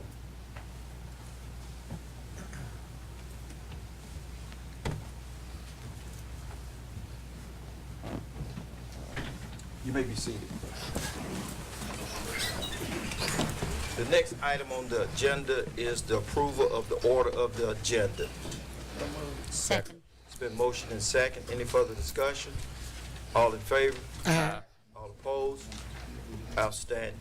Next item on our agenda will be the second reading and public hearing of the GMA Small Cell Ordinance and ECG Model Electric Pole Attachment Ordinance. As always, we will turn this over to our city attorney, Mr. Jerome Adams. Good evening. Good evening, Mr. Mayor. There are two ordinances for your consideration tonight, and this will be the second reading on both these ordinances. They're very lengthy, so I'll read an abbreviated version. The first one is a wireless facilities and antenna code ordinance, and this authorizes the City of Douglas to establish reasonable regulations for the installation, construction, maintenance, renewal, removal, and relocation of pipes, mains, conduits, cable, wires, poles, tower traffic, and other signals and other equipment facilities or appliances in or along, over, or under the public roads of the City of Douglas. Further, 47 U.S.C. 253C provides that the city has authority to manage its public rights of way. Finally, the Georgia Streamlining Wireless Facilities and Antennas Act, OCGA 36, Chapter 66C, addresses the placement of small wireless facilities in the public right-of-way of local governments throughout the state of Georgia. The second ordinance is the Electric Pole Attachment Code Ordinance, and it authorizes the city to prescribe, revise, collect rates, fees, tolls, or charges for the service facilities or commodities furnished or made available by such undertaking, including without limitation as hereinafter defined electrical facilities. That's the second reading of both these ordinances. Now I must at this time open a public hearing. If anyone wishes to make a public comment on these proposed ordinances, please come forward and state whatever comment you may have. Apparently there is no one, Mr. Mayor, and these are ready for action. Thank you very much. At this time, I'll entertain a motion. Second. It's been motion and second. Any further discussion? All in favor? Aye. All opposed? Motion carries. The next item is the consent agenda items, and as always, we will turn this over to our city manager, and he will tell everyone the items that were placed on the consent agenda. Mr. Davis, how are you doing this morning? Well, This evening, I'm sorry. We have 4 items coming over on the consent agenda. There are items 1, 2, 5, and 6. Item 1 is approval of the October 14th minutes. Item 2 is approval of the fee waiver for the Bethel Family Worship Center of the G.B.R Center. Item 5 is approval of the Boys and Girls and sublease contract for the 21st Century Group from Board of Education renewal. And item 6 is the approval of the date change of the November 11th meeting to moving it to Thursday, November 14th. Thank you. At this time, I entertain a motion for the items placed on the consent agenda. So moved. Second. It's been motion and second. Any further discussion? All in favor? Aye. All opposed? Motion carries. Next item on our regular agenda is work session items brought forward for discussion. Mr. City Manager. First item being brought forward is item 3, discuss the vehicle purchases, the budgeted vehicle purchases for the multiple departments, Mike Hudson, Utilities Director. Thank you, Mr. Davis. Good evening, Mayor and Commission again. As discussed in the work session, we are asking for approval for the purchase of 7 trucks. I can go through those individually if y'all would like, or we can do them as a grand total. It's up to you guys. Y'all tell me what y'all prefer. Mr. G.B.R. already discussed them and approved them under budget. Okay? Which department, do you reiterate the department? Yes, ma'am, I'll do that real quick. We've got one new 2020 F-250 coming out of the electric department. We got one new 2020 F-250 coming out of the sewer division. We got one new 2020 F-150 coming out of Parks and Recs. We've got 2 2020 F-150s coming out of the water distribution, one of those water distribution, one of those water pumping and treatment. And then we have one new 2020 F-150 crew cab that's coming out of the sewer division at the sewer plant. And then we've got one new 2020 F-350 super cab truck that's coming out of the wastewater division, wastewater collections. So 6 of those trucks coming out of enterprise funds, 1 coming out of Parks and Recs. Grand total, let me flip that page, $220,360.55. And all these were budgeted trucks in the current budget. You're welcome. Mr. Moore, you have any comments? Second, Mayor. It's been motion and second. Any further discussion? Before we motion second, I would like to say something on that. I don't know, with our vehicles that we have with the city, I would like to see more upkeep of them, because I had the opportunity today to, just go out and look at some of the vehicles that, we've been using. Some are old, some are new. And the employees themselves are not keeping them up like they should be. I understand that, it's not their vehicle, but it's the citizen vehicle, and, they're not being upkept like they should be upkept, you know, everything. And I would like to see each department head come up with some kind of, you know, checklist on what we should do to make sure that these vehicles be kept up like they should be kept up. Because like I said, I had opportunities to visit each department and looked at some of the newer trucks and some of the older trucks, you know, and I think they should be, you know, upkeep better than what they are doing. You know. I got a question. Yes, sir. So which departments are you talking about with those? Because some of those departments need newer cars. Like some of them I know got old cars, so I mean. And I gave you guys a list of what we're replacing, what we're passing down. And to Commissioner Taylor's point, there's some of these 1999 models, 2000, Right. 2001, and when these vehicles were bought, we did not have stuff in place for checklists. We do now. So I think you'll see the newer vehicles are being taken care of better than some of the older ones. Right. Kevin does a really good job at ESG, you know, because a lot of these vehicles that we're buying are going to be used by ESG personnel, not city personnel. So me and him will get together and make sure, but they do very in-depth checklists on their vehicles every day. So I think you'll see that get better now. Right. The reason I say I had checked some of the old ones out, and I understand they was old, but then on my own, I would check some of the newer models out, and within the next 5 years, if they continue with that track that they got now, you know, we'll be right back here again. Yeah, we'll get together and make sure they do. Okay. Oh, so you're saying on the newer model? Newer model. Okay. Yeah. Any other comments, Commissioner Dern? No, sir. Mr. Mayor Pro Tem? No, sir. All right, there's a motion and a second. All in favor? Aye. All opposed? Oppose? Motion carries. Motion carries. Next item. May I didn't have a chance to say it.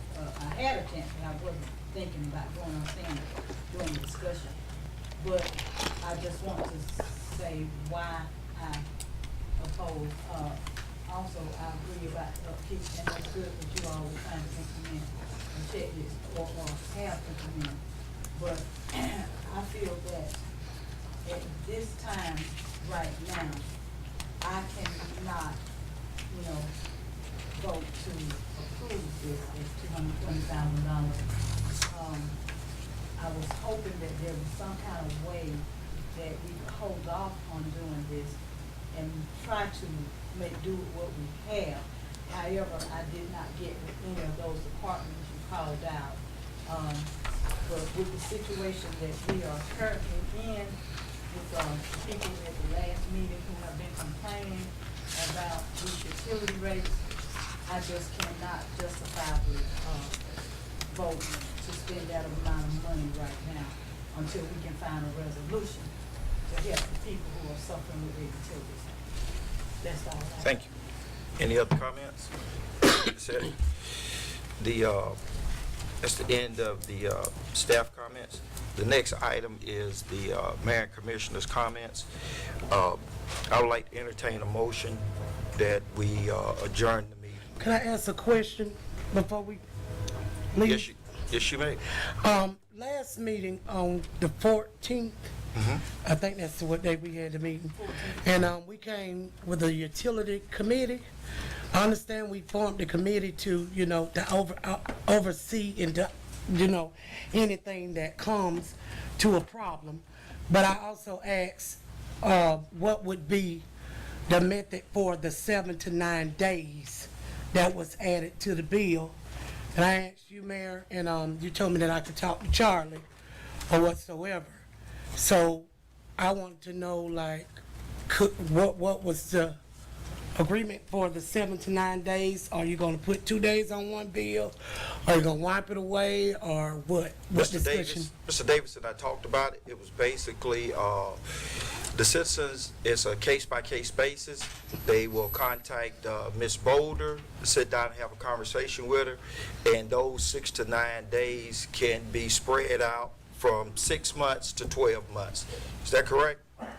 So to minimize the impact on the citizens. Okay, so it would be spread every two. No, each citizen will come and say, hey, look, these 9 days, I want to pay them off in 3 months. Okay. Or I want to pay them off in 6 months. Okay, so they have the option to pay it off Correct. to 12 months. Correct. Okay, so will y'all send a blast out to that utility board? do that. Let them know about that, because some of them are still concerned, and some of them did say that they came and there was no help done. So I was just reiterating and recapping on that. Thank you. But I'd like to also ask a question about it. May I? Yes, you may. Thank you for acknowledging it. At the last meeting, it was my understanding that a committee would be formed to review. Each person on the council would appoint 1 or 2 people. That was the last discussion. Nobody has said anything. I don't know if the committee has met or what. No, I'm talking about we were supposed to appoint someone. That's what I think he recommended. I don't know if we said that we would. I'm not sure about that. So, I'd just like to say, Mr. Mayor, being that the citizens came forward with a concern, I don't think that we should just leave it in limbo. I think that the city manager's office should have got something initiated to formalize what we said, because we did say each person up here would appoint 1 to 2 people. So, what's happening with that sound? Is it my mic or what? But, I mean, do you understand what I'm saying? Y'all got to formalize, because since that's kind of a political discussion, I mean, y'all gonna have to come up with whatever plan y'all want or don't want or whatever, because, I mean, that's y'all's call on that. I mean, that's not a. I understand, but So- as city manager or mayor, somebody has to take the initiative to make sure that we do something. If that's, because we did say we would form a committee that we all appoint, 1 person or 2 people, whatever. So I think we might be in order to try to get it on the agenda for the next meeting. I mean, What procedures, which That way sounds we need to good. move forward. That sounds good. I can agree to that. Thank you. Last thing I have, I want to ask, because you didn't mention it, Mr. City Manager, in the consent agenda. So the Evergreen Avenue Road rebuilding, what was decided upon? I mean, I talked to the mayor when I was walking in, and first, since I've already began talking, let me first and foremost, apologize that I was unable to be here for the work session to the constituents, to the citizens of Douglas. I've been awake since 5 o'clock this morning, and I've been running all day, so I'm really kind of exhausted right now, so if I don't seem to make my thoughts coherent, please understand that I'm a little tired. But, so please accept my apologies, I wasn't here for the work session, and I had placed it on the agenda to discuss the Evergreen Avenue Road rebuilding. So, if you all had a discussion, I need a recap so I can let my constituents know, in case they don't watch it on TV, Yes. exactly where we are with that. Yes, ma'am. I mean, as discussed in the September 23rd meeting, in the upcoming budget preparation for the FY21 budget, as discussed in that meeting, we would be working in our agenda items, during the budget time, to add that project to our FY21 budget. You know, the budget process starts in the January, February timeframe. The budget starts in July. Right, and I hear y'all, but I remember stating that, being that this is an election year, none of us know who are up for re-election, if we will be here. And I wanted us to try to go ahead and get something resolved for those citizens, because you know, one administration is not bound by the other. We can sit here and say next year, but if four of us that's here now, if we're not here next year, that administration would not be bound or obligated to that road being repaired. And it's in terrible shape. And I know the mayor said he was gonna get with his dad about seeing what the county could do, because that's also in Commissioner Paul's. Yeah, I know the county is looking at, 'cause their budget year starts in January, they're looking at some internal discussions concerning that, same way with our budget preparation for the July budget timeframe. And so those conversations are somewhat being held, but. Okay, I just wanted to make it clear, you know, that, you know, if it's a different administration, they wouldn't be bound by what we're saying we're gonna do. I just want that to be clear, so once again, I've tried to make sure that road got repaired like it needed to be. Okay. The last thing I have, Mr. Mayor, bear with me.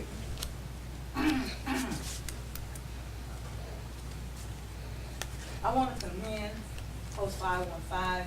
I want to commend Helping Hands Bikers. I want to commend Red Cross, Mr. Neesmith, for the good things that you all and your organizations are doing to make our community a better place for the citizens.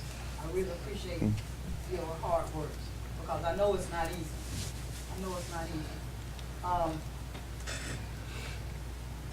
I want to, lastly, I think, remind everyone that this is the final week, October the 28th until November the 1st, is the final week to go out and vote early. Citizens of Douglas, you need to exercise that right. It is definitely a privilege, because some countries don't allow citizens to vote. But I just want to remind you all, if you have not voted, please go out and vote. Try to vote early and avoid the long lines, because you might get frustrated and then decide not to. This is the last week for early voting. It ends on this Friday. One last thing that I wanted to say. Commissioner Pearson, you said the one last thing 3 times. Well, and I'm trying to be patient. Well, my apologies. How long have I been talking? I did start the time. Okay. Well, So please be brief. I'm about done. I received this code section 21-2-409, assisting electors who cannot read English or who have disabilities. In being out, campaigning, talking to people, this, that, and the other, there are several people who are saying that they're being told that they cannot assist a person who's illiterate or disabled because they might be a cousin to one of the candidates. I just wanted to make it clear, since we have members of the Board of Elections here, that according to Code Section 21-2-409, cousins does not apply. So people should not be being told because their cousin is a candidate, they cannot assist someone. And I have a copy of that statute here. So I'd like to share that with the people here from the Board of Elections. But that's the last thing I had to say, Mr. Mayor. Please All vote for the people. We have a motion and a second to adjourn. All in favor? Aye. All opposed?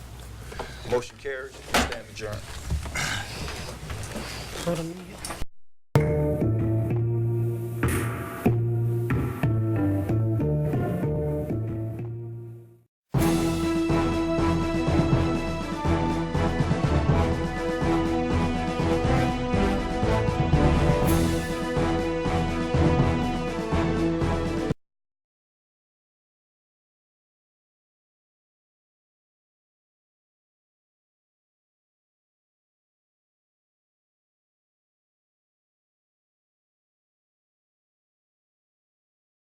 All hearts and minds clear? Good evening. Good evening. Welcome to the City of Douglas Mayor and Commission. This will serve as our work session for November the 14th, 2019. And as always, we will turn it over to our city manager. How you doing, Mr. Davis? Doing well, Mayor, Council. Congratulations to each one of y'all on your election. First item on the agenda here is review of the October 28th, 2019 minutes. Commissioner McGee? Yes, sir. Minutes are fine. I make a motion that they would go on the consent agenda. Consent. Mr. Moore? Mr. Taylor? Consent. Ms. Pearson? I'll see it at the end of the work session. Say again? I'll see it at the end of the work session.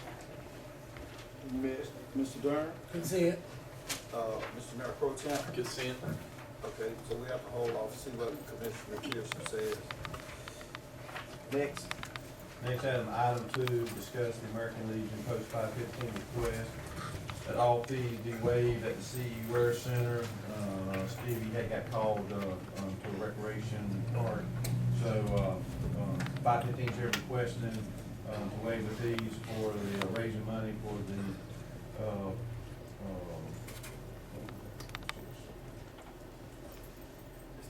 just the fees for the city and county leaders, city first responders, school board and officials and their guests at no cost annual event.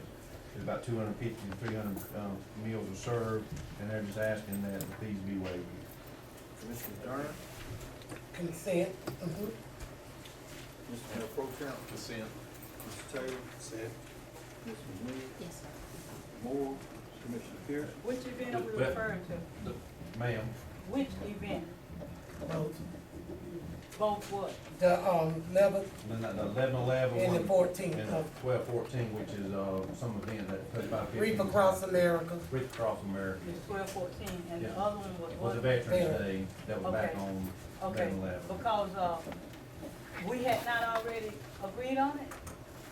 He called y'all individually on the 11/11, on one or emailed or whatever Stevie did.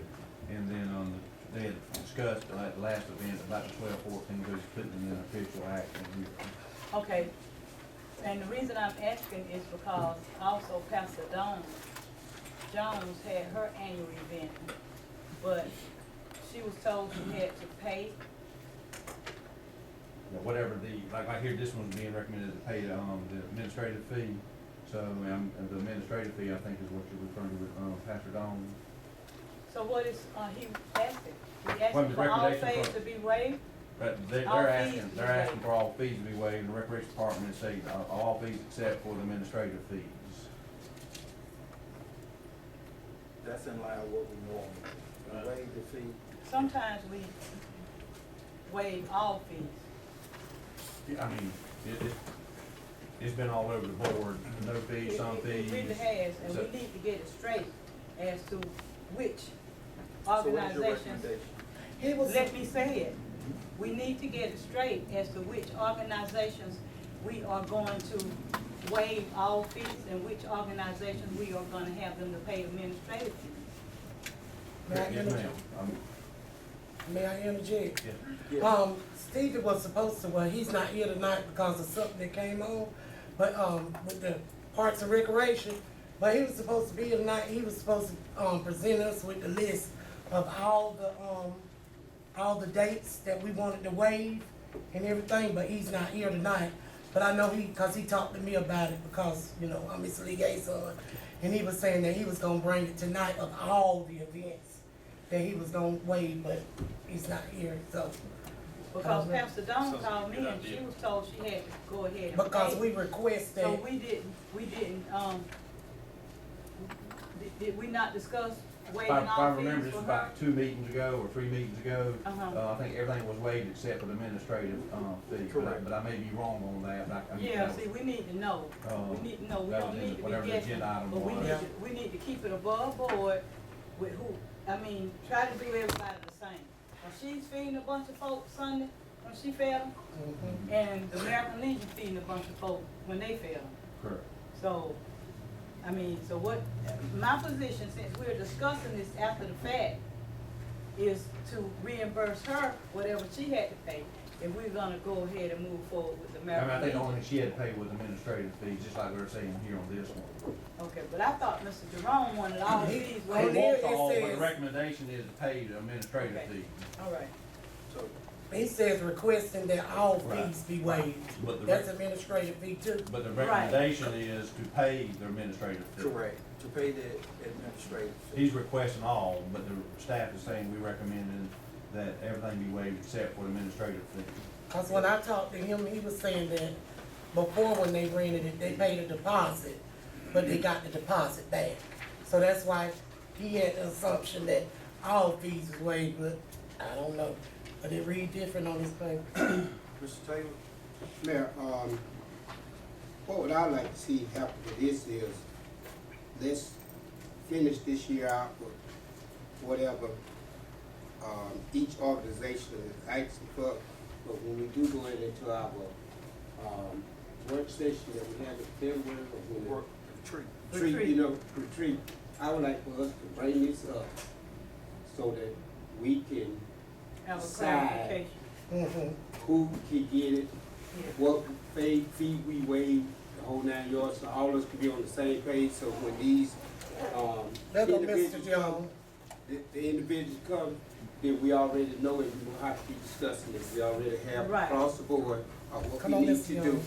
about,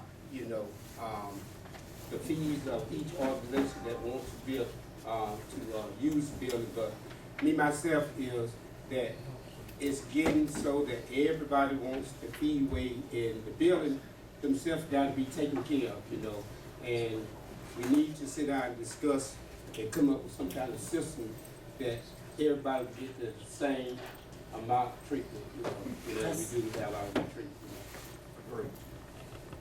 Well, this will have to really be before the retreat because you got some stuff that's happening before. Well, that'd be fine too. February, because like with MLK and stuff like that, you have to really go and make a decision before then because you got stuff that's coming in before. Well, that'd be fine too, but we need to all get on the same page, because some get some and some not Right. getting, everything, and we need to make sure everybody's treated the same. Now we have Mr. Young here and he can bring that. Mr. Young?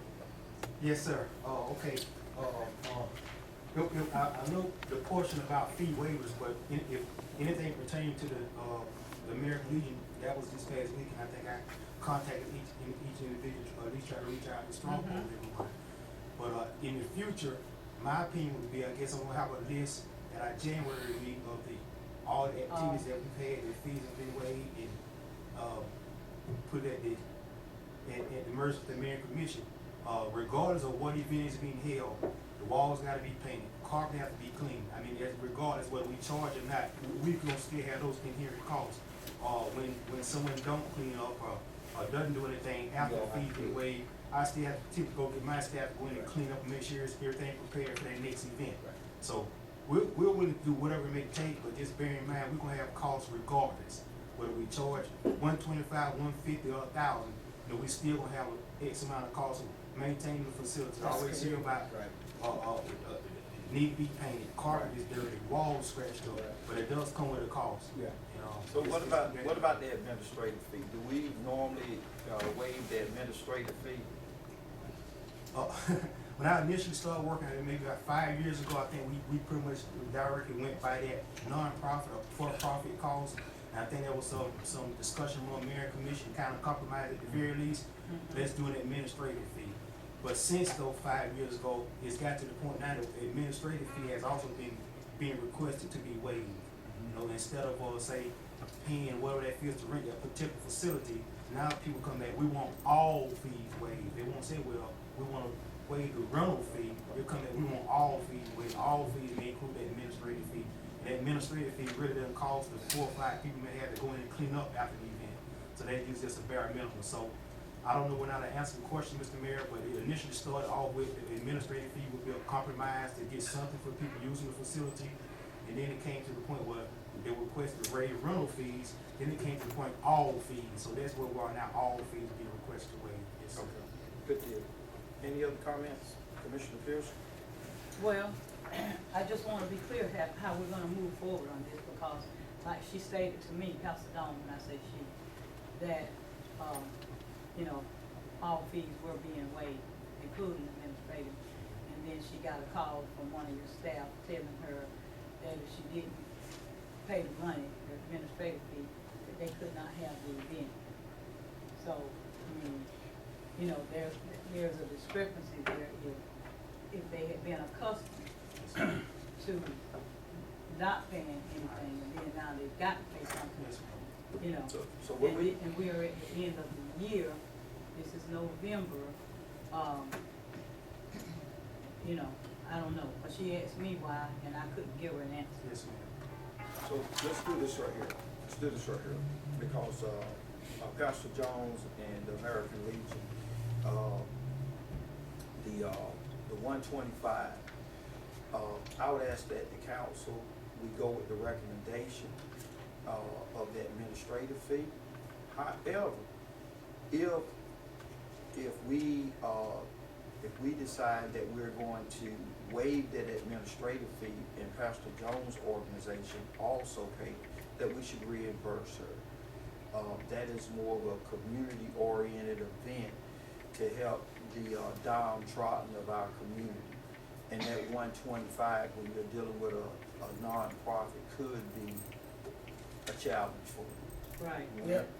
So, Mayor Paul, yes. could I say, even with the past stuff, that would still be a precedence of the stuff that you waived before with other organizations, such as we waived childhood cancer, different, Right. you know, different events too. So you got to be fair all the way around the board. Because, I mean, we waive without fees, even with, you know, with the other things. So.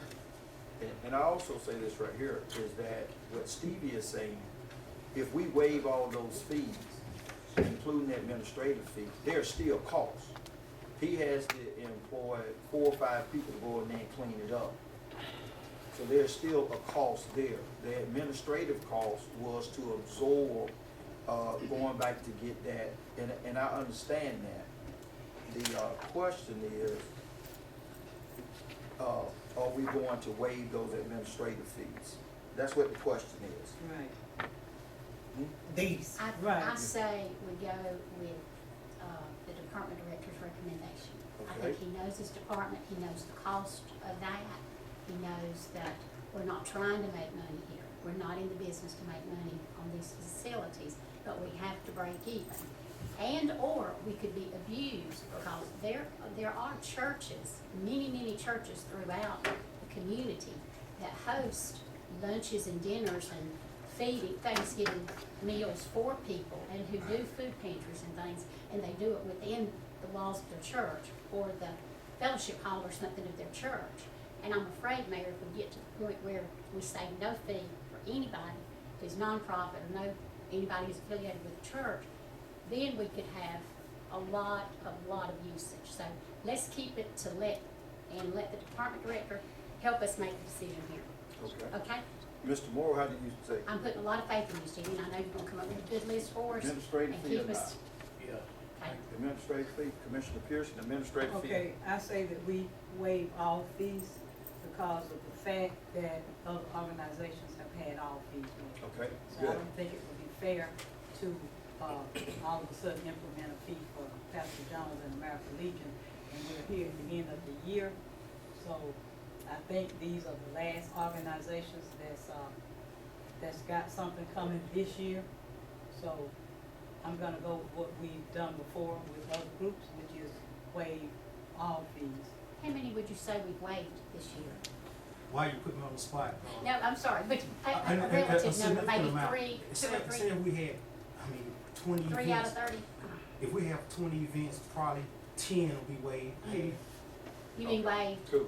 completely waived, or just down to the administrative fee? completely. And can I just add to this, because bear in mind, in those bigger events, gonna be the Kayla Day, don't expect anything to be. Oh, that's right. They So the cancel Kayla where, Day the Bethany Hospice, so I mean, it's just a Yeah. wide range Right, of right. organizations that's Okay. using it. That's right. And I just would like some assistance. Yeah. Right. I understand. Okay, Mr. Taylor? I wasn't quite finished. You were, I thought you said that you were going to waive all fees. That's what the question was before. Right, because of the fact that other organizations have had all fees waived. I wanted to make that clear. So starting next year, then, you know, I think it would be fair to then look at exactly what we're gonna do. Not in the middle, midstream, these last two organizations come before us and we say no to them, but then through the year, we give them 8, 10 others administrative fees. Okay. You done? Yes. Mr. Taylor? I'm agreeing with Commissioner Pierce. Whatever we got going on this year, you know, we'll let it ride. But come next year, we need to bring discussion up that we need to look at, you know, some kind of fee because wear and tear of the building. The upkeep of the building, just like you stated, you have to have people come behind them, clean it up. Lights on, paint have to be done, repairs have to be done. We need to get something out of it, you know. Starting next year, we can come up with a plan on what we need to do as far as using the building, you know. But this year, let's ride it out. Mr. Durham? I like to waive all the fees and just the wear and tear of the building. The building is an old building anyway. And years to come now, we're gonna have to go on and start renovating. Because if you look at the walls, you look at the ceiling, you look at different stuff. I mean, Parks and Recreations do a good job of cleaning and keeping it up. But still, we're gonna have to focus on renovating after a while. Okay. Mr. Mayor Pro Tem? I'd like to follow, Mr. Young's recommendation. Okay, good deal. We'll take that under the lights. Mr. City Manager? Next item, item 3, tab B, discuss amending the clean indoor air ordinance, chapter 50, Roger Goddard. Good evening. Good evening. Local business owner, the G.B.R, come to us requesting us to amend our clean indoor air ordinance in relation to smoking inside of the business. She owns a bar/restaurant, and she wants to allow smoking inside her restaurant. State law provides for an exemption for bars being able to smoke inside bars. No, you have to meet her, or she has to change her rules where she can't be like a regular restaurant, she can be like a regular class 3 establishment bar, and she cannot allow anybody under the age of 21 inside that building. So, she's proposing to have that changed. That would only really affect her business. It would not affect any other restaurant in town. And if it did affect any other restaurant in town, they still have the right to say no smoking inside the business. Okay. Commissioner Pearson? So, I thought we just had a discussion not long ago about something about her installing some type of vents or ventilation or something to that effect. Right, we did mention that to her, and she wanted to ask and read for you to meet the criteria, the minimum criteria, what the state law says. She don't have to install any special ventilation if she changes her classification from a restaurant to a bar, and she does not allow anybody under the age of 21 inside of it. I see that being a problem. People under the age of 21 are going in there. Then that falls on her. And if she changes and we allow it, then if somebody's in there under 20, then she can be fined. But in order for them to allow smoking, the 21-year-old rule has to be in effect. So, what do you say, Commissioner Pearson? Okay, so is there a timeline for this? Is there a timeline on this? No, ma'am. Okay. So what I say then is I'd rather not make a decision right now until I have more time to look into it and she has more time as well. Well, she put it on she wanted us to take action on it. That's why it's on the agenda. Okay, but we don't have to take action Right. tonight because Right. Yeah. So Mr. that's Moore, what I say. what do you say?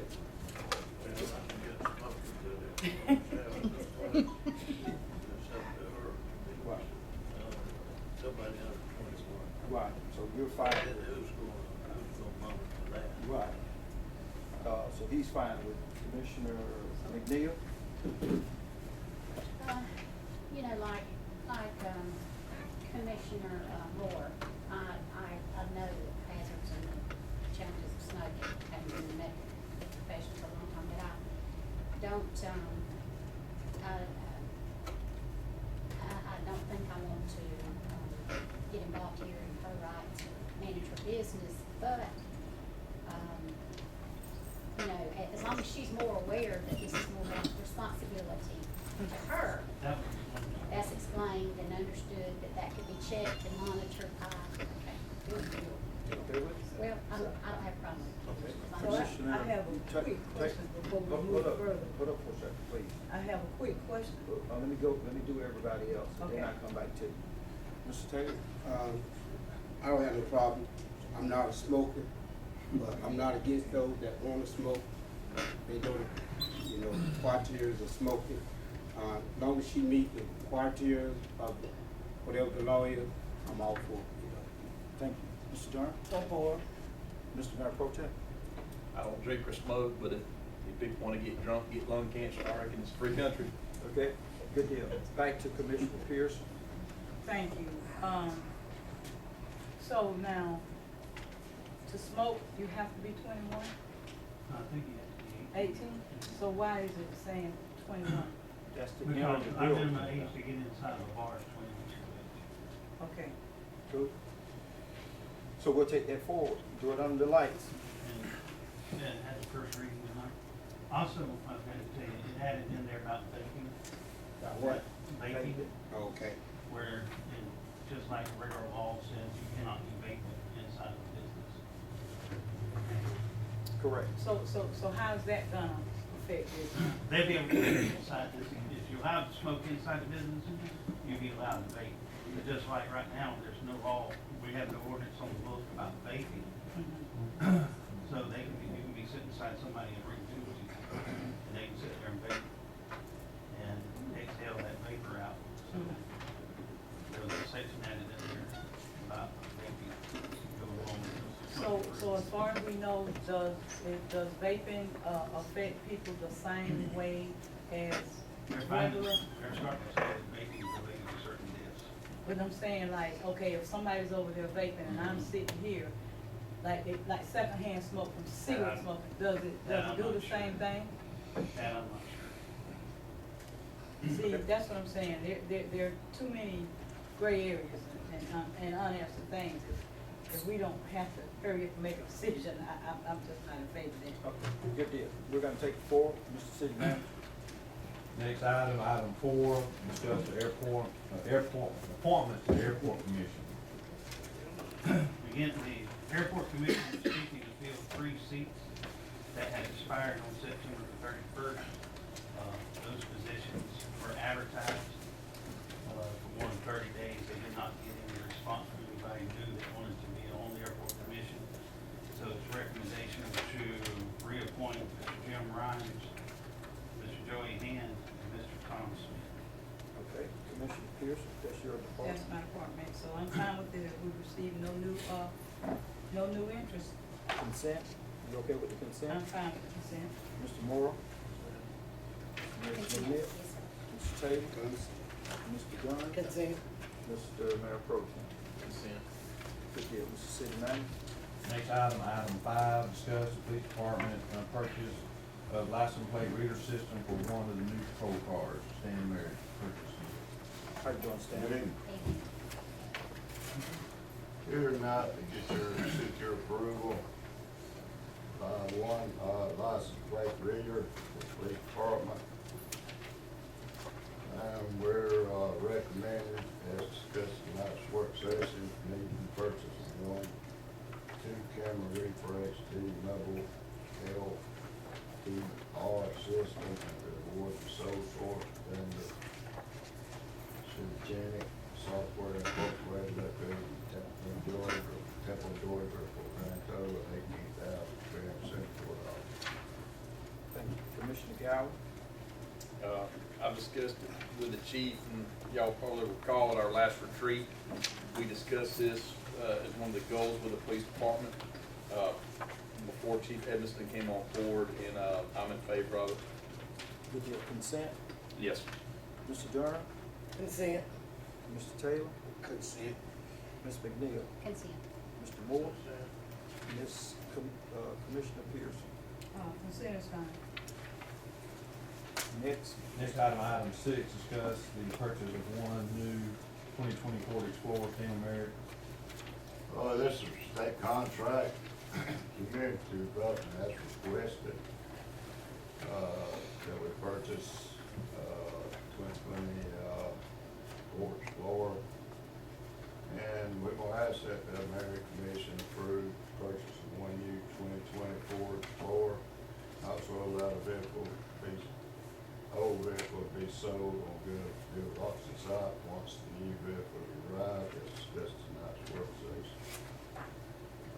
Meeting and approved price of state contract from Allen District Ford, Monroe, Georgia, for a grand total cost of $28,470. Commissioner Pearson. So, currently, which vehicle, does the community development department possess? We got a van in that top, whatever it is, Expedition, and they will be retiring that old van. What year's the van? 2000.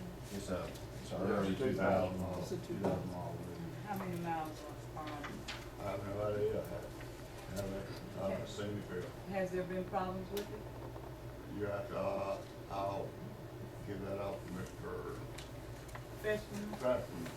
is he here? He's not here. He's not here? And you say you have the van and the Explorer, you said?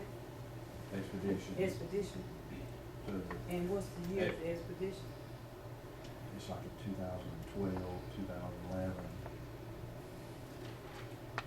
Okay, so what's the need to get a 2020 Explorer? Are there some problems currently with what you have in that department? I'll have to refer that, I guess, Roger or I know you. they've been having to take it back and forth to the vehicle maintenance shop, and like now they have to drive it, they don't have it. Okay, is that both of them, or the van? That's just an expedition, I know of. The Expedition?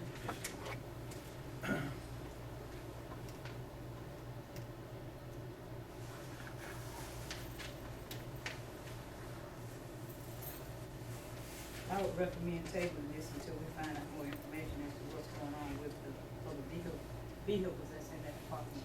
Okay. Mr. Moore, Everyone uses, agree with it? Ms. McNeil? Yes, sir, I do. These are women that have to travel out of town on our behalf and have a safe way to go. Mr. Taylor? Was this in our budget that we, Yes. Budget down, yes, sir. as long as it was in our budget, we already have agreed on it? I'm all for it. Mr. Durham? Consent. Mr. Mayor Pro Tem? I think 20 years is a good amount of use out of a vehicle. I'm fine to replace it. Okay. Well, both of them not 20 years. So, But the one we're replacing is right there on the agenda. correct. So we're gonna take that forward for a vote. Mr. Pearson, I did talk to Ms. Emerson about it, and the van, I was interested in the same question that you guys, Bobby Reed, a new vehicle.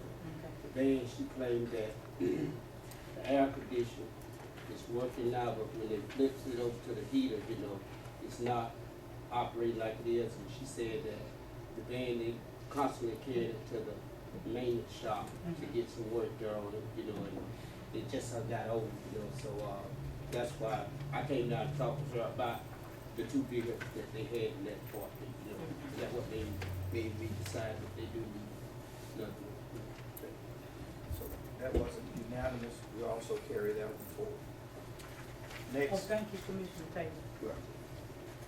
Next item 7, discuss purchase of the new 15 horsepower flat pump for the wastewater treatment plant, Stanley Merritt.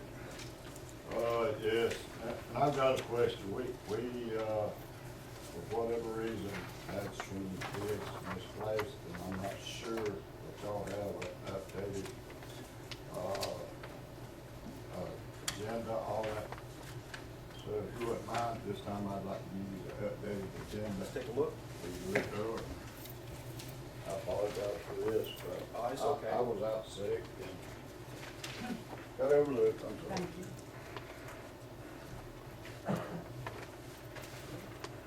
This ain't said a lower price, so that should be a good thing. Okay. Thank you. Saying already.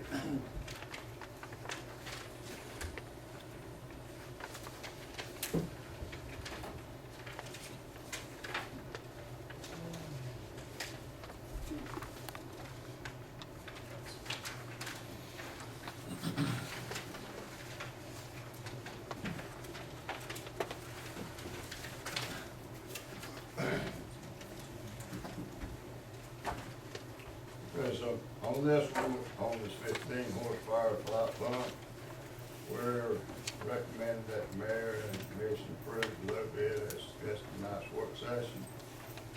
We're new 15 horsepower flat pump and approve the low bid submitted by Glenville Electric Motors located in Glenville, Georgia, grand total $17,908. Mr. Moore? I talked to, Mike about it, and, said it's needed, so it's in the budget, so, suggest we put it on the, consent Thank you. agenda. Ms. McNeil? Yes, sir, consent agenda. Ms. Pearson? Yeah, I'm fine with it, and this is for ESG, right? Is that correct? ESG? Well, that actually come out of, if I'm wrong, correct me, but it, come out of the city of Douglas. Is that correct? Yes. Anything over $5,000 has to be paid for by us, by contract, on capital purchase. That's what this falls under. So we purchased that pump. It's a return activated sludge pump for large trailer fire. Okay. You okay with And consent? sludge pump, so it, whatever we had previously is no longer operating? They recommend not repairing it. A lot of times when you install a horsepower pumps, it's not feasible to repair because the cost difference is so close. So you're better off going new. If you remember, we went with Flight on our smaller pumps as a sole source pump. Even though now we're getting where we actually get some bids from different people, there's a lot more Flight dealers come on board. But yes, ma'am, this is something we can't do without. Okay. And I saw Mr. Kevin look at me, was it something you wanted to say? I was gonna say on the old pump, that's the original one that's been in there for at least 15 years or so. They don't make that model anymore, so this is the newer model, so you can't get parts for the older model that prepares it. All right, thank you. Consent. Thank you. Mr. Tate? Consent. Appreciate you saving us $4,000. Mr. Durham? Consent. Mr. Mayor Pro Tem? Consent. Thank you. Next. Next item, item 8tab G, discuss purchasing county water system.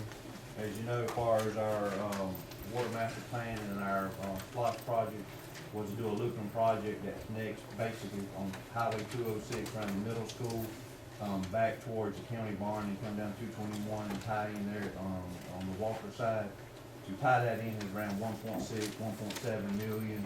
We can purchase the county water system for 2.5, and then all we gotta do is connect to the two ends of that system. And like I said, and that's a revenue generator, so we'll actually, over a period of years, we'll actually pay for the purchase of the system, and we don't have to do a dual loop on their system and our system. We just tie their system into ours to get them out of the water business and expand our revenue on the enterprise fund. Okay, well, I've actually, talked to Mr. Davis at length on this. I think it's a win-win all the way around. I actually think he put that, phrase in the, agenda as win-win.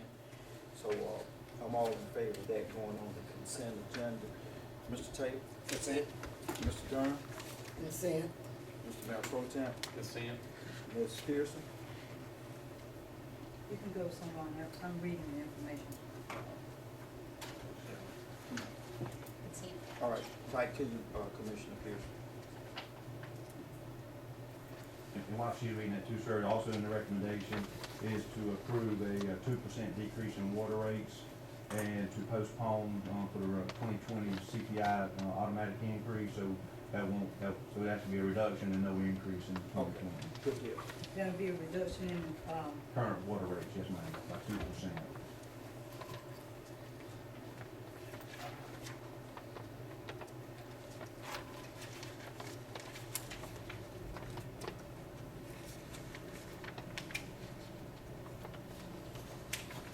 so to purchase the county water system to expand the city water system. So other than, what else is this going to entail? I mean, We'll purchase it. right, we're purchasing the system, then we'll tie into each end of their system, and their system ends somewhere there on 206, and then the south end ends somewhere there on, just north of the bridge there, the 17-mile bridge there, so we'll have to make 2 connections at some point in the future to make those connections there, and then we'll have a full loop. And like I said, and then in doing that loop and by bridging into their system, we also gather revenues for, they have about 700 counts in the Oak Park area. And it generates somewhere between $190,000 and $200,000 a year in the Oak Park area. And so, so we're not using rate money, we're not using tax money. It's a SPLOSH project that was already in a budgeted phase to expand our water system. So the funding will come as a result of SPLOSH? SPLOSH, yes ma'am. All right. I hesitantly agree with it. You okay with consent, or you want to carry it? I hesitantly agree for the consent. Thank you. Next. The next item is to discuss the utility advisory committee that was discussed over the last couple of commission meetings during the campaign and the election process. So bringing this back, y'all put some input into this, and I know a lot of y'all had conversation on this, so I'm gonna turn this over to the elected for this discussion. Commissioner Pierce? Well, as I stated at the last meeting, that when the citizens came forward about their concerns with their utilities, it was mentioned that this mayor and council would appoint a committee. And I don't think the correct word is a utility committee, because we already actually have a utility committee made up of staff, Ms. Wynetta, and I think Commissioner McNeil, and a few more people that's on our staff. So the utility committee is not the word that we want to use for whomever we decide to appoint. We would need to have some discussion as to what that group would be called. I was considering the word task force, utilities task force. So, based on this background here, it says elected utility advisory committee vision. During the 2019 mayor and council election, utilities became an issue of discussion. At the last council meeting, 10/28/19, Commissioner Pearson asked that this item be placed on this agenda. If the council wants to continue with this discussion, council needs to formulate rules, regulation, and vision. So I think that we need to, first of all, honor what we said we were going to do, which is each of us appoint someone. And also, if you recall, when Commissioner Durham had the meeting at Roundtree Center, those individuals signed up as an interest to serve on this task force or whatever we may choose to call the group. So I don't think we should just filibuster and tell the people we're gonna do something and then we not do it.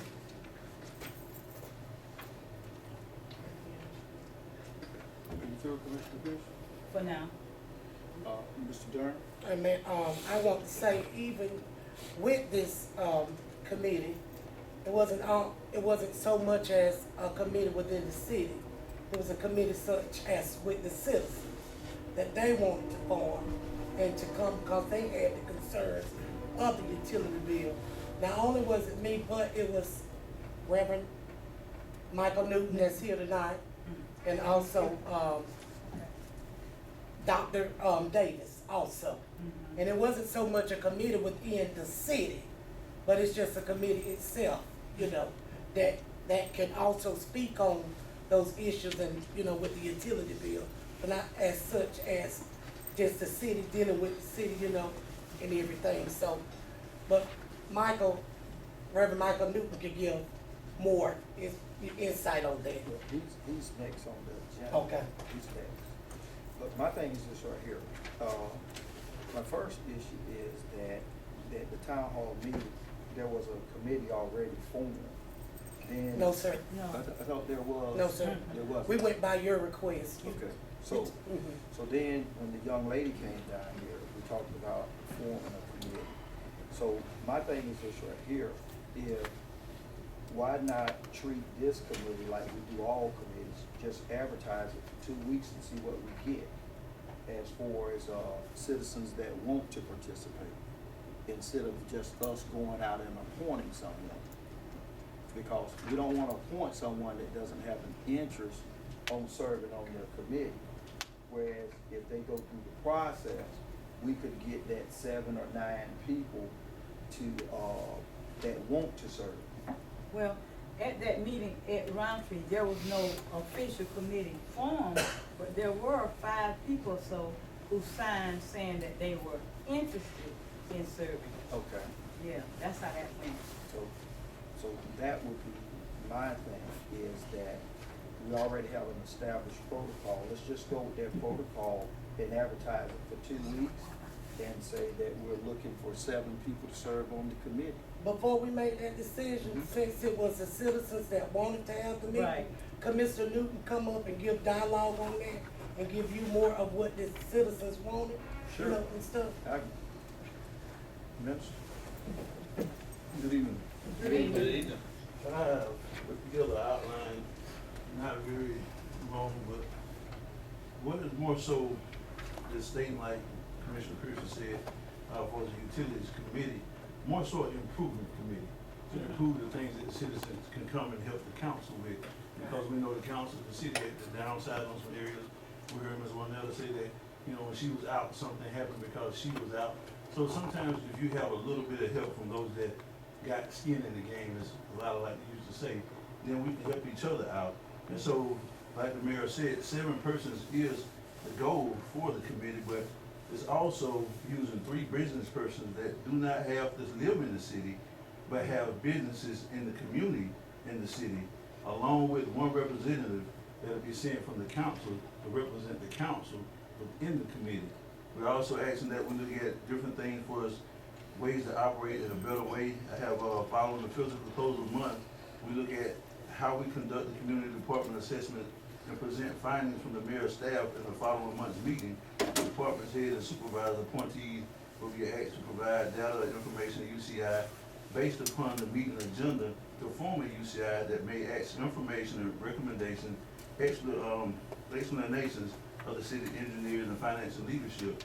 And these things will vary on to what the city and the mayor them have already decided, because a lot of times, looking at the way things were set up with OPEX, it says the mayor presents opportunity for the community to join in the city and ensure the utility department operated effectively and efficiently. Saying representing the mayor's invitation, we propose to create a utilities improvement committee in order to investigate and study and deliver opportunities to improve delivering savings, not only to the citizens of Douglas, but also to the opportunity to reduce OPEX for the whole city. Because if we save money, people spend more money, which in economic growth helps us all out, because people that own business downtown need more people shopping. That's how you make a thriving community. We all have skin in the game. And so we all look at cutting what we can cut and do things and just working together. So that's the whole point of it, even when it comes to rental houses, looking at, like we said last time, a lot of rental properties and people that own rental properties, but their utilities, if you look at the houses, it's not meeting code. So I know code enforcement is going back out at the beginning of the year, writing tickets, but those people that own those properties, that people have high light bills, some of the meters that still ain't been changed out. Since 2004, they did a contract to change out the meters. There's still meters that's outdated in the city. So from 2004 to 2019 or in 2020, it's stuff that still has to be done.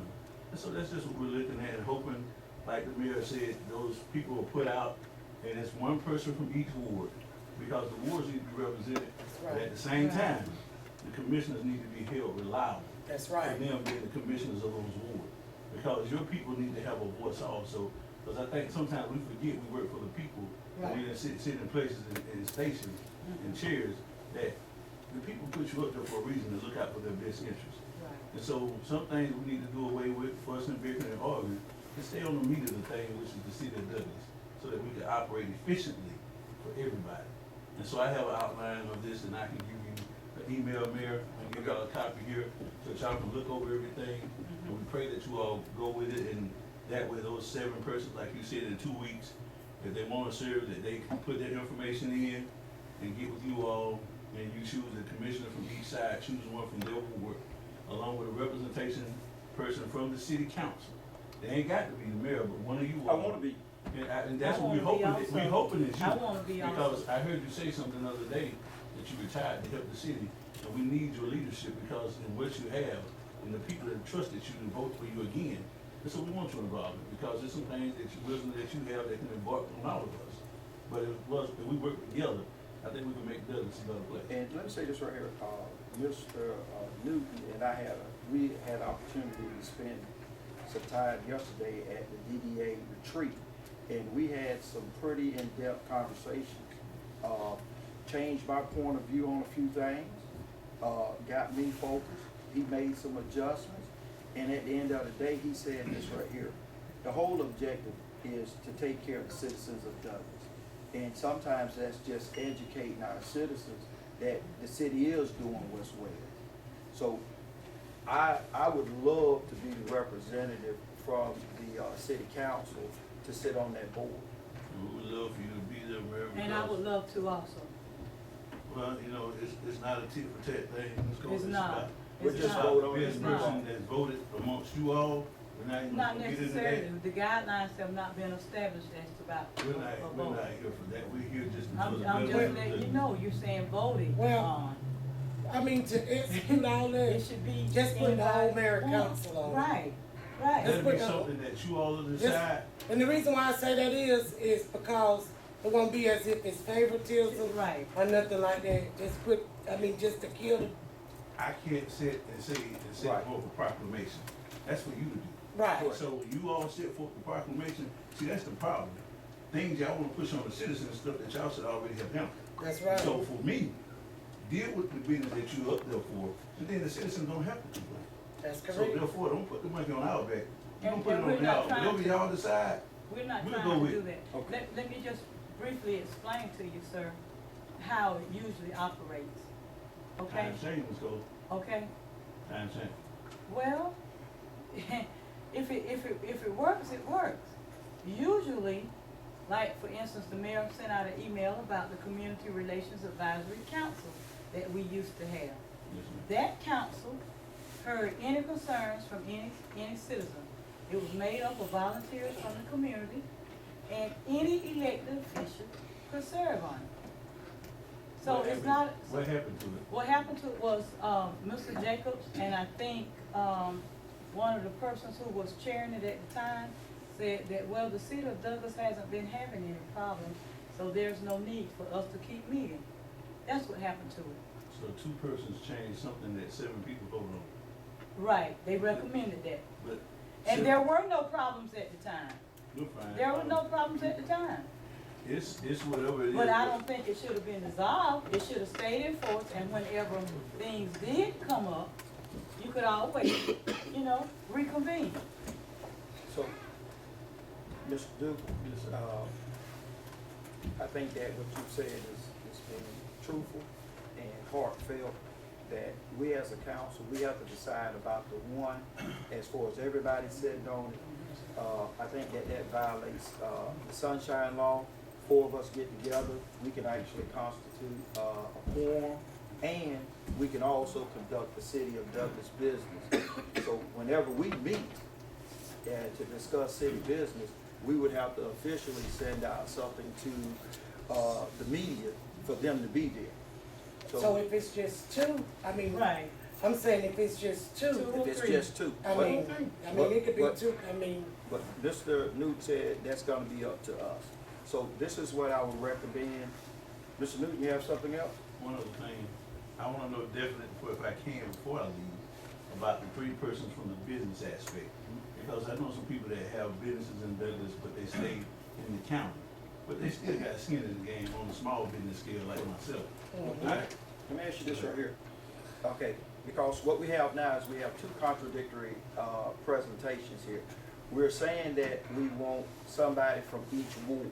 Yes, ma'am. However, there are three people that live outside the county, which are not in these wards. So if we're going to appoint three people that are the business people that came from the meeting, the town hall meeting, then it's not feasible for us to appoint unless we increase that number Increase the number on the business persons. on the entire panel. I thought it was just gonna be 7. Well, I didn't say 7, I said one from each ward. And the thing was, we never identified the business aspect. Okay. And so sitting back, looking at the business aspect, you have other people that have skin in the game that own businesses. So they want some say so, and the thing is, I can only do is bring it to you. Correct. And so for there, if y'all say, no, we don't want no people that's involved business-wise, then that's a decision that you all make. I like that. So that way, it's a 10-person panel with the outside, well, 10-person panel completely. Right. That's 6 with the wards, one from the commissioner, however y'all decide, 1, 2, 3, 4, however y'all go. But then that way, everyone that has skin in the game can sit down and help us, because that give you all some help that y'all may not have that's volunteer. You know what I'm saying, to help out in some areas where you can't see or this person can't see, we all can work together. Right. Good deal. So, are we going to advertise those, or are we going to appoint? Advertise. It's, Want I to feel like it's advertise. better to advertise because that's the protocol that's already established. Advertise for 2 weeks, those persons that are interested, because you appoint people. And what happens is also we're looking for a 2-year term limit, because y'all term is 4 years. And sometimes people appoint folks that's gonna do what they say for a limited time. And so we rather go a 2-year term limit, they can do no more than 2 consecutive terms. Because you get people that get in there and end up being, as we say, yes men, or yes women. We don't want that. We want people that's gonna serve diligently and want to work for the community. Okay. Not because they're working for a commission or a specific point of view. Okay, so what we'll do is we'll carry that forward, and we will advertise for 7 positions. And how will we make the decision as to which 7 will be chosen? Thank you. Each commissioner decides who they will pick that responded to the advertisement? Yeah, if it's in your ward, yes, but if you don't get somebody in your ward and somebody else shows some interest, I would think that it would only be right to put that person on the committee since they showed interest and nobody else did. Well, I don't think it's gonna be an issue of not getting people from the wards to And then do I would that. say that it would be best that if Commissioner Pearson had 4 people from her ward, that she selected the person she wanted to bring forward. Yes. As far as the business persons, the 3 people in the business area. I think that y'all identified the 3 people on the business at the town hall meeting. Yes. Correct. I would say that if it's okay with the council, we just go ahead and put them on there. Would that be okay? That's fine with me. and the 3 are, can you name the 3? Yeah, who are they? One is Jeff Henderson. Yeah. Another one is the lady that owned the print shop, and Okay. I forgot the third. I can't think of his name, but I'll try to get back with him. We got it wrote down. Okay. So this committee will be consist of 10 people altogether. 10. Okay? Good deal. So we'll take that forward and advertise, and then we'll get some bylaws. You don't Okay. decide on the name tonight, and we're gonna advertise something, we need to have something to put on there. Right. I had down the utility improvements committee. So it still sits inside the committee that you already have.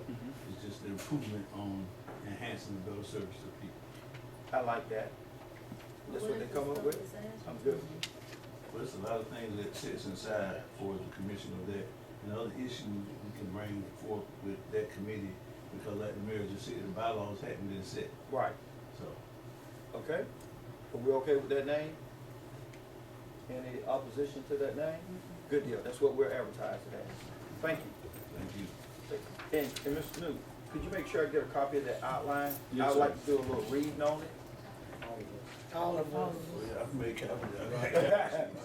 Okay, here you go. Thank you, Mr. New. Thank you. Thank you, Mr. Lee. Thank you. Next. Next is, general comments, one of the gentlemen was Mr. Michael Newton there, next one on there would be Cassidy Fussell. Ms. Fussell. Okay. The next person will be Mr. Roscoe Allen.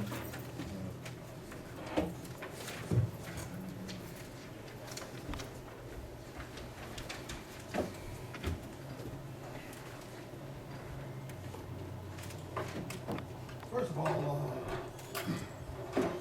I had my attorney to go back and pull the original lawsuit that I had filed against the city concerning reimbursement of my water and sewer line that I put it over on Alden Heights subdivision. So,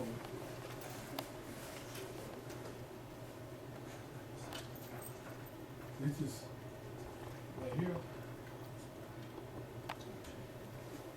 It says that the city of Douglas,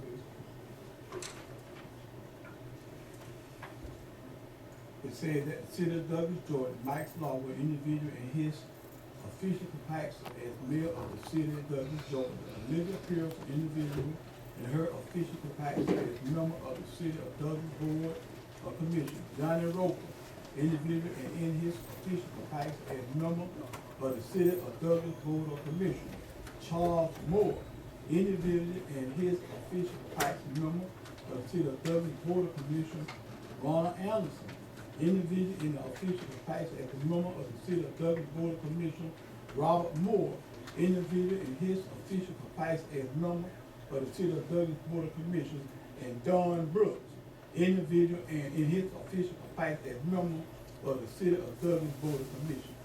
Now, first of all, I want to say this right here. Hold on, Mr. Roscoe.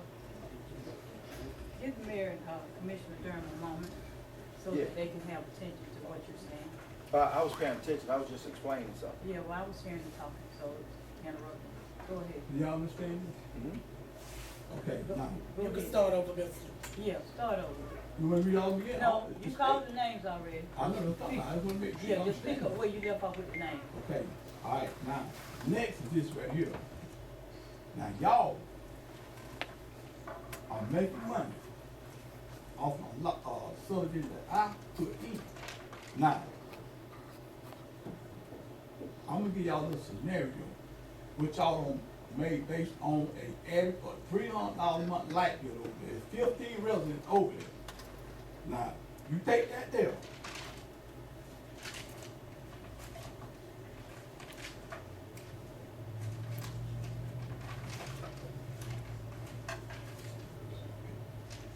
Right, you don't need it.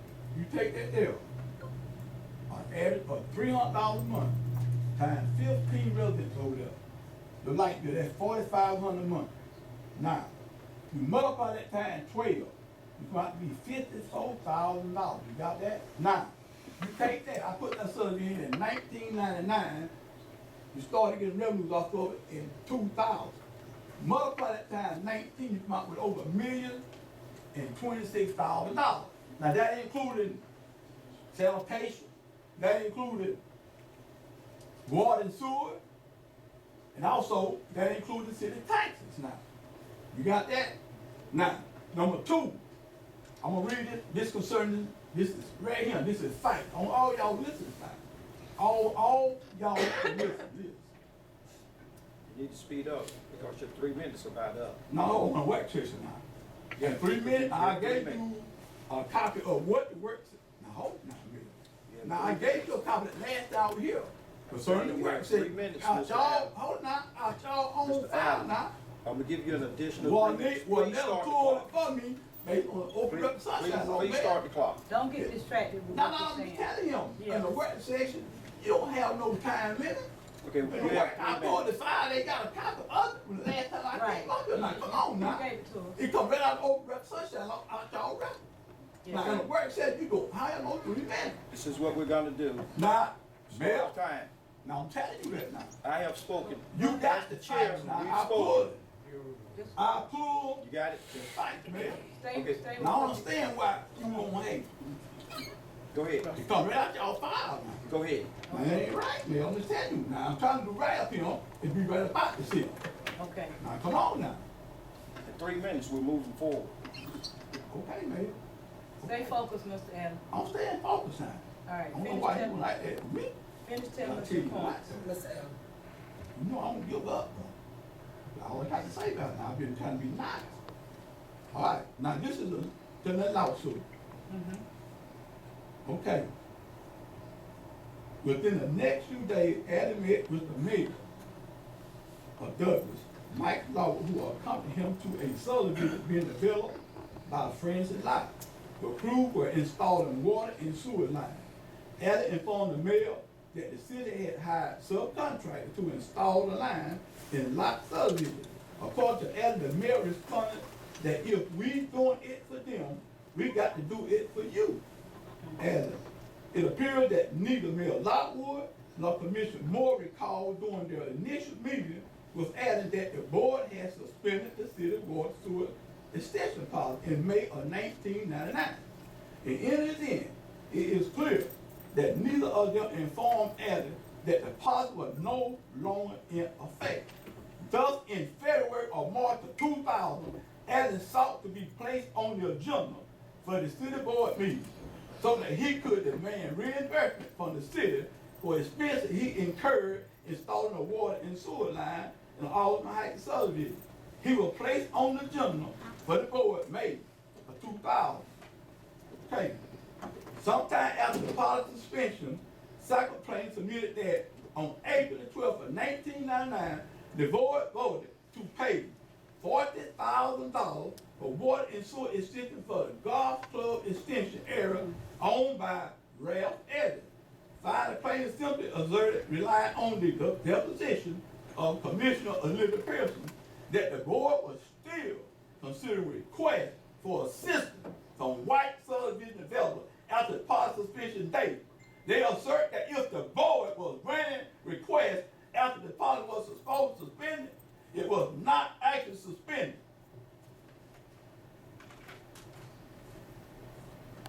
Plaintiff, Commissioner Roper stated that he did not vote to change that policy. The board approved assistance under a policy for white developer after the policy already suspension date and the other developers. Lockwood was the mayor of the city of Douglas. Allen, that's your time.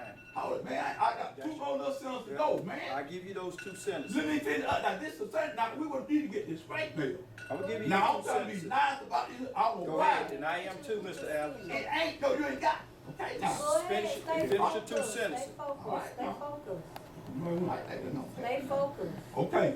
Lockwood, the mayor of the city of Douglas, in the state of Georgia, was the address is at 902 Lee Avenue, Douglas, Georgia, resident within the judicial district. Defendant Lockwood, the mayor of the city of Douglas, who at all times material to duly elected mayor of Douglas. He violated plaintiff's constitution and state law rights. Lockwood being sued in both his individual and official capacity. Now, in relative to the complaint, defendant Olivia Pearson, therefore, was a duly elected member of the city of Georgia in the state of Georgia with the address at 614 Taylor Circle, Douglas, Georgia. Presiding this was Mr. Adams. Pearson stated that this is what I want to read y'all now. I want to read it, because you know it was a 3-3 vote when I took him, came up here about that. And Mayor Lockwood said, I got 3, he voted against it. Now, I want to read this him. Wasn't no way I could have won this lawsuit.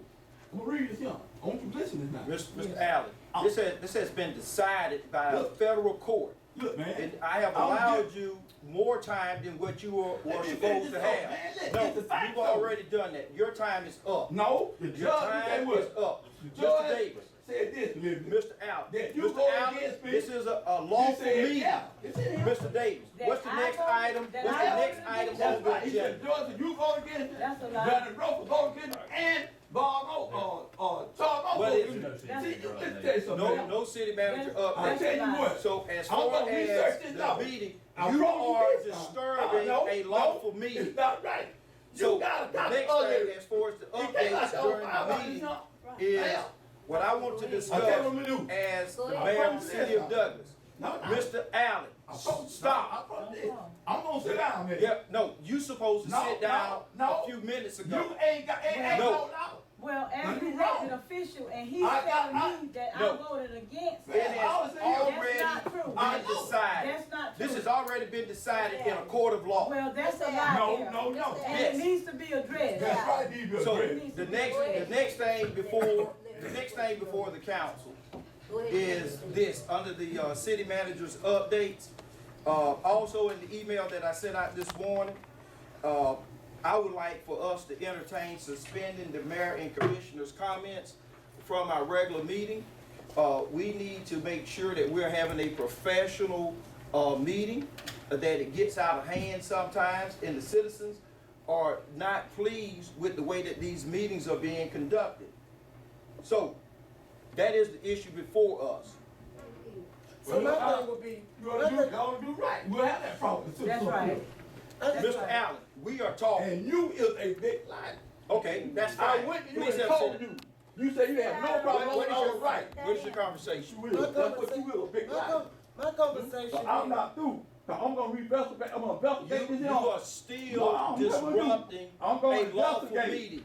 Yeah, Mr. Allen, I thought- I am asking you Now, to be quiet. I told Be you. quiet, Mr. Allen. I'm gonna investigate. That's right. Mr. Durham. You got I come out there. Mr. Durham. Over the sunshine law. Mr. Been Durham. with that. We'll talk. You have the floor. Mr. Durham. And if it ain't right, I'm gonna sue the hell out of the city. Cause I got that y'all file based on being up here. Mr. Durham. Sir, Doing the work, said, is there no time limit? Okay, you don't want to be recognized. I want to be recognized, but it's the way you just hollered at me. Well, okay, I'm sorry. I understand there's stuff going on, but we all got Mr. to Durham. focus. Mr. Durham. Okay, thank you. My thing is, by taking our voices in our minutes, you saying what the citizens saying that, they don't like the unprofessionalism and what's going on. But if you suspend our comments as a commissioner, we are sitting here in this seat by the citizens. Okay. So my thing is, at the end of the day, it would be unlawful and unethical and unprofessional for us not to say anything about that. And that goes to right it is. It's dictatorship, and I don't think that that's possible. And I don't think that that's right. That we cannot, cannot have minutes to talk or whatever. Because when you go to the Senate, when you go to, when you go to other meetings, they talk and it get heated. It get heated. Right. So therefore, don't take our voice away because it's not going the way things. And I think also, I just say that it's the citizens. Well, he followed. Hold on, Mr. Ellison. I can't say that it's the citizens because if it was unprofessional and if it was unethical, and if it was that, why did they place us back in this seat to be the voice of them? That's right. So therefore, I feel like we don't need to do that because it's taken away from our voice. But I already know that it's already decided, just like it was sent on that email. 4 votes beat 2. 4 votes beat 2. And I just feel like it was on my email because it was saying that it was already decided with the email you typed up and sent to us. I can read it line by Ms. Allen. And Charles was not in him authority to do what he just done to me. I read the charge. I'm through now. I got the charge. He don't give you that authority to do that. Mr. Durham. But I just feel like with that takes our voice away. And I just feel like when the email went out, it was already stated what you was gonna do. It was already stated that, that you was gonna, take away our time and stuff like that. But still, at the end of the day, what if I wanna say something to our citizens that are, that counts? And I just, Mr. Chair. Anything else, Mr. Durham? I just feel like it's wrong. I just feel like it's wrong. I don't have no problem as far as we not having any comment because for the last 3, 4, 5 months, whenever we do come with our comments, they are not positive comments, they are negative comments, and we as councilors up here. Who is we? Yeah. Please. Because everything is not negative that comes out of my mouth. It don't matter if it is, that's your right. Mr. Taylor. If it is negative, it's your right. Mr. Taylor? I didn't realize that it was more than just me. I thought I was talking. Yeah, you talking, go ahead. Okay. But when you put we in it, it's a different equation. We as a committee, yes, I'm saying we as. Commission. Commission. We as a commissioner, whenever we make our comments, we're not making positive comments. You can't speak for me. You can speak for you. That's what you make. Because my comments are positive. I'll yield the floor because I cannot complete. Don't what say I we, want and the to mayor do. need to recognize to not say we. Miss McNeil, your comments? Mayor, I yield. think, getting out and campaigning this past election was very different.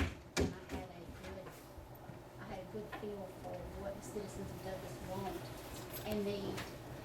And I knocked on a lot of doors and I talked with a lot of people. And I think in my conversation with them, they are desperate for unity. They're desperate for us to move on in a professional manner as a city. We have done it in the past. It can be done. I'm not sure why. I can't put my finger on the exact reason and exactly when things went awry. But I know that I'm very prayerful.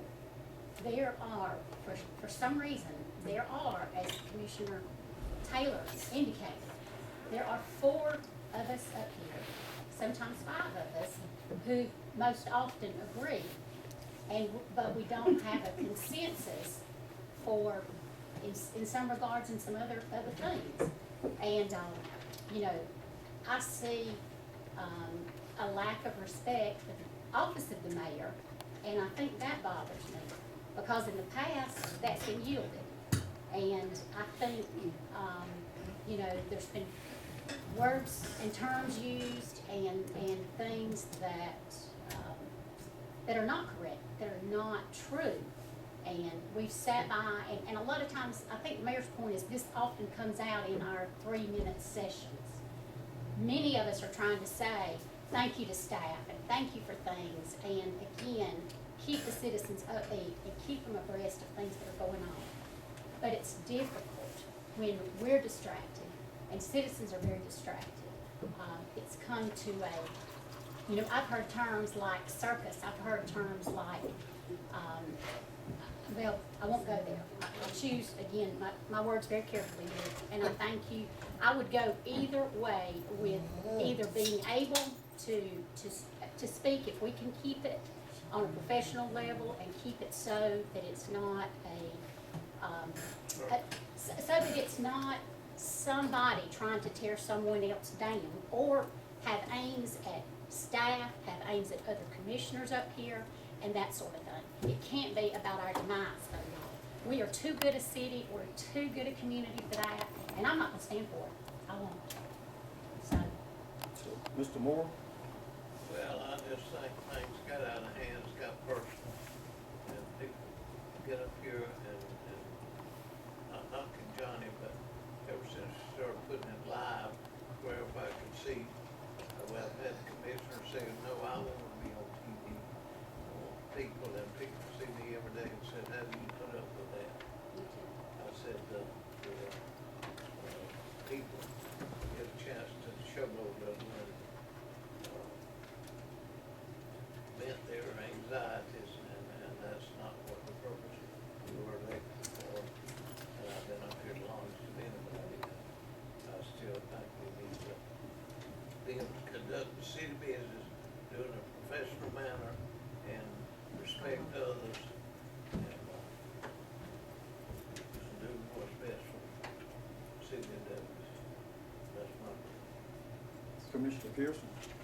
Thank you, Mr. Mayor. Now, it's so interesting that since you came on, you've been here what, 4 years? This your 4th year? The first retreat we had, you brought it up at the retreat about the appearance of the commission. So prior to you running for office, what were your concerns of the appearance of the commission then? Prior to you running? You've just been here 4 years, 4 small years. But you have brought it up at the retreat about the appearance. And I forgot the term that you used in trying to even get some type of legislation passed about, I think you mentioned about stopping the cameras or something. Well, when I got elected in 1999, the cameras came on in 2000 on the Max Lockwood. So if the appearance of the commission was so terrible, why would you even want to come aboard? Why would you even want to come aboard? It's sad that some of you feel that if bringing out the truth, that's negative. It's sad. Also, who determines professionalism? Is it what you think? Is it what I think? Like I've said many times before, some of you don't know your duties up here. Because the situation we're in right now with the lawsuit that hit the paper a few days before this election, the purpose of that lawsuit was to throw shade on Commissioner Durham and I, to try to cause people to not go out and vote for us and support us. And it's all orchestrated. It just so didn't happen that a few days before the election, there was a lawsuit in which Commissioner Durham and I were named.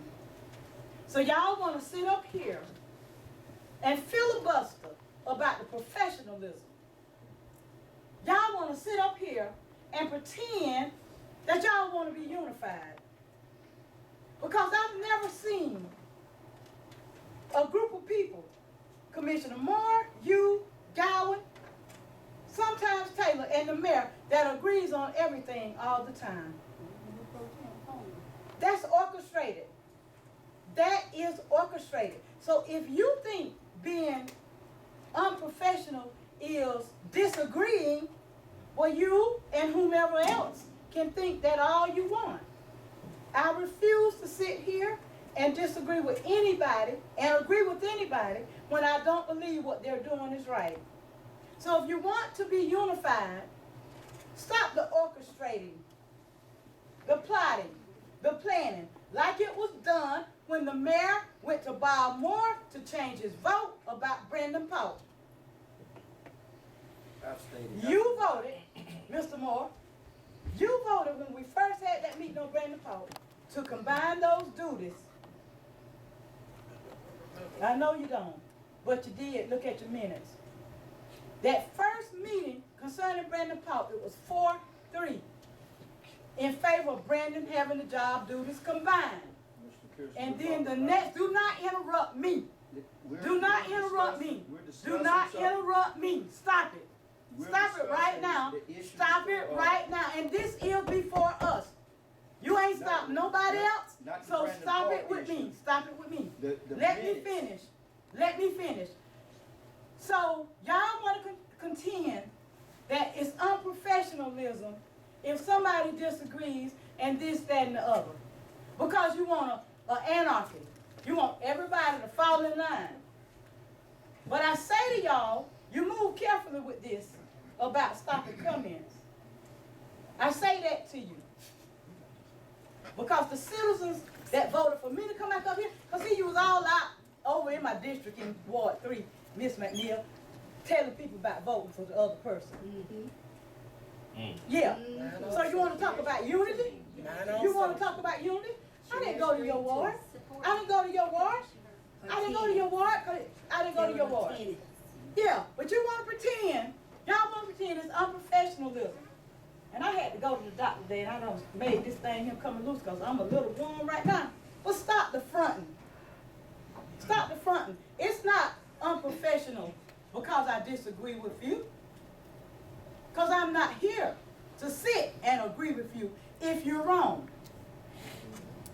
it just behooves me that on so many occasions, Mike Gowan, Ed Taylor, Tony Paul, Cindy McNeil, Bob Moore agrees on everything. Everything. That's right. Maybe it's not. Maybe it's conspired upon. Like it was when you changed your vote for Brandon Paul. The next meeting, the mayor had it back on the agenda, and you changed your vote. But you voted right the first time because you believed in your heart that that position should have been combined to save money. Then he got to you, and you changed it. He got to you because that night, that very night, he told me and Commissioner Durham, oh, y'all won tonight. Y'all won tonight with Brandon Paul. Y'all won tonight with Brandon Paul. I'm going to put my big boy drawers on. Y'all won. It shouldn't have been no y'all. It shouldn't have been no y'all. It should have been what was right. And now they want to sit here and say about taking away 3 minutes of comments that the mayor and the council have. Just because people don't agree with you? Well, try it. Try voting it in now. I'm going to tell y'all that. You try voting it in, and you're going to see where you end up at. But y'all can stop the facades. Y'all can stop the plotting. Y'all can stop the conspiracies. You can stop all this detriment that you're doing. Because somebody ought to ask the question. Well, when Mr. Terrell Jacobs was here, none of this was going on. Charlie, you sent out an email about the lawsuit from Ms. Henderson, and I sent you a response. Did you get it? Yes, ma'am. Now, the reason we're in the shape we're in now because the mayor insisted on you becoming city manager. There was no advertisement for the city manager position, that it was vacant. There were no interviews conducted. But see, y'all want to talk about unprofessionalism. That's unprofessionalism. You're a key spokesperson for the city of Douglas. You don't even interview them or advertise for that position. But y'all want to talk about unprofessionalism. We're in the shape we're in because some of y'all don't know what you're doing. And you need to take ownership up for it. Because there's no reason that hiring a city manager should not have been advertised. There's no reason for that. But Ms. McNeil, from day one, with you coming here, and if I were you, and I was going somewhere for the first time, and somebody's been sitting there for years, and I won't use the word don't like that person, but if I have a problem with that person, I would be very cautious as to my going up there. If you thought I was so unprofessional, if you thought that I warranted you getting out asking people in my district to not vote for me, then you should have thought more before coming up here. Because I have 16 years to your 4. I got 20 years, you got 4 years. I got 16 more than you. So if it was such a problem in working with me, then why did you come up here? Why did you come? Why did you come? Because see, you remember when you remember when, and you don't have to answer, but you do remember when Jackie Wilson was the mayor, and you were an employee then. You remember, and we were at the retreat, and Jackie told you sometimes it's better less seen than heard, or however she told you that because you were interjected in the mayor and council's retreat that was for us. But as an employee, you were trying to take over then. So when y'all want to holler unprofessional this and unprofessional that, check yourselves. Because hey, I haven't got with any one of y'all to conspire and say, let's vote such and such, such, such. Haven't done that. I leave that upon each of you to sit up here and think what's the best thing to do. What makes sense? What's right? I don't go to the other commissioner saying, we need to do such and such. Because I think that we should all have common sense to be able to think and vote what we feel is right in our hearts. So until you stop all of the pretending, all of the backbiting, all of the hatred, because I'm not gonna ever sit along and just go along with somebody for the hell of it. I'm not gonna do that. Some people operate that way, but I don't. I don't, and I will not. I don't care how much you think it looks that we're not unified. I ain't finna try to be unified with a lie or something that's wrong. Mr. Roscoe has been treated wrong, Mr. Brandon has been treated wrong, and there are some other employees I believe have been treated wrong that we have not had a chance to go into executive session for, that I begged for 6 months or so. Begged for it, and haven't had an opportunity to do it, to go in and talk about the citizens, the city of Douglas employees' business. Because y'all sat here and said, we're not gonna go into executive session as long as she keep asking for it, we're not gonna do it. But had we went into executive session, mark my word, we wouldn't be in the situation we're in now with Miss Henderson, with this mess she got going on, and y'all don't condone it. So citizens of Douglas, this what you elected just back in, this what y'all want. Because taxpayers' dollars are gonna be used to fight lawsuits that should not even have come about. What city goes for 6 months and not have an executive session? But you want me to sit and go alone. I didn't graduate from Clark College to sit and go along with a Bachelor of Arts degree and work on a master's degree from the University of Phoenix. To sit and go along. Taking some minutes away and comments. And then you got that, Mr. Mayor. You mentioned something about what Ms. Wynetta said. Okay, Ms. Wynetta told me she mentioned to you about not stopping the 3 minutes. Excuse me. You and I had a conversation the other week. Ms. Bowles. No, wait a minute, don't put me in nothing else about what I said. Did you? I ain't in this foolishness, Commissioner Pierce. And I'm not idle. Did you say to me in your office about? I said he needed to stop. That's what I just said. You I said. I told him. I said I needed to stop. That's not what I said. I was saying I talked to you. No, because every time when I put people's names. No, you told me yourself. And that's what you told him. Nothing. I told you y'all need to stop. Why? Okay. Why? Because of this foolishness. It's not foolishness. The truth needs to come out. That's your opinion that is foolishness. No, it's my opinion. It's foolishness. That's It's everybody's your opinion. But see, you're not sitting up here. Mr. You're not sitting I'm up here. sitting here listening. But you don't make the rules. I know I don't, but you don't have a right to call me out, neither. You said it to me. I said it to you. That's right. That's right. So what that got to do with your argument? Because the mayor says that you said The it. mayor made his own decision. I have to tell him nothing. Everybody knows. You told me you said that to the mayor. I told you that I said that. I ain't got to say nothing to the mayor. I told you. You even told me that I said we need you to stop told the me. foolishness. But that's your opinion. You're not sitting here to make that call. Commissioner Pierce. That's what I'm saying why I now. need to stop because of this. No, the truth needs to come out. We have another commissioner that needs to It speak. needs to come out. The truth needs to come out. You got employees that's trying to handle elected officials' business. That's what's happening. You're not the only one. You're not the only one. Commissioner Pierce. Yeah, but no, I want it clear. Y'all talking about being unprofessional and it needs to stop with the minutes. So if everybody sat up here and agreed, okay, hunky-dory, we're getting along. Yes, that's fine. Yes. Then that would be professional, I'll assume. It'll be some professional fools, what it would be. Now, you say you got somebody else want to talk, let Mr. them Mayor talk. Pro Tem.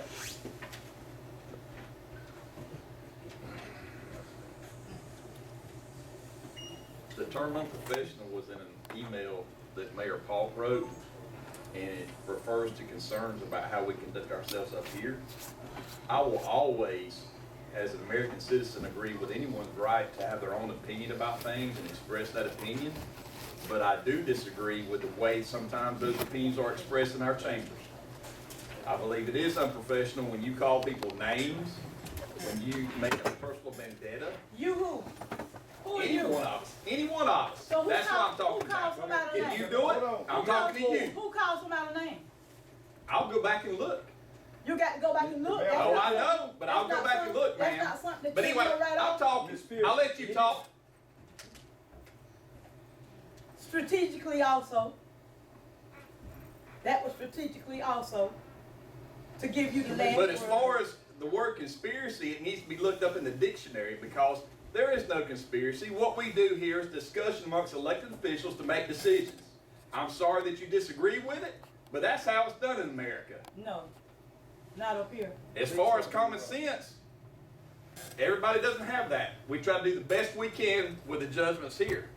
And you have a right to disagree with that. That's your opinion. But unprofessional becomes when anyone of this council calls somebody names and liars and things of that nature. And, you know, the truth stands on its own. I don't define the truth. Nobody here defines the truth. It stands on its own. People can look at it. Now, if you sit here and think that the citizens, the people of Douglas, don't know what's going on and don't express their opinions when we go out and talk with them, I go out and talk That's with it. people too. that's right. Please, he didn't So- interrupt you. There's two parts of it. I'm sorry you don't like that. As far as the hiring of Mr. Charlie Davis, the reason why we didn't go outside is because he's qualified to do the job, and I support the job that he's doing. I'm sorry that some people don't. They're entitled to their opinion. That's all I need to say right now. Mr., because we're already late on our regular meeting, so let's be brief, and we're gonna take 5. Mr. Taylor, because you didn't get the opportunity to speak. This is what I want to say. Now, I sit up here and listen to everybody make this statement. I did not interrupt anybody. When it was my time to make my statement, I couldn't get 5 words out with people interrupting me. From this day forward, whatever I say, that's what I'm going to say. I appreciate if I would get that respect from this councilman, whether you agree or whether you don't agree. What I say is what I say. I did not interrupt anybody up here when they were speaking. And I do not appreciate you interrupting me because I speak what in my heart. And it was disrespected of me. You said that we need to be in order. That was out of order.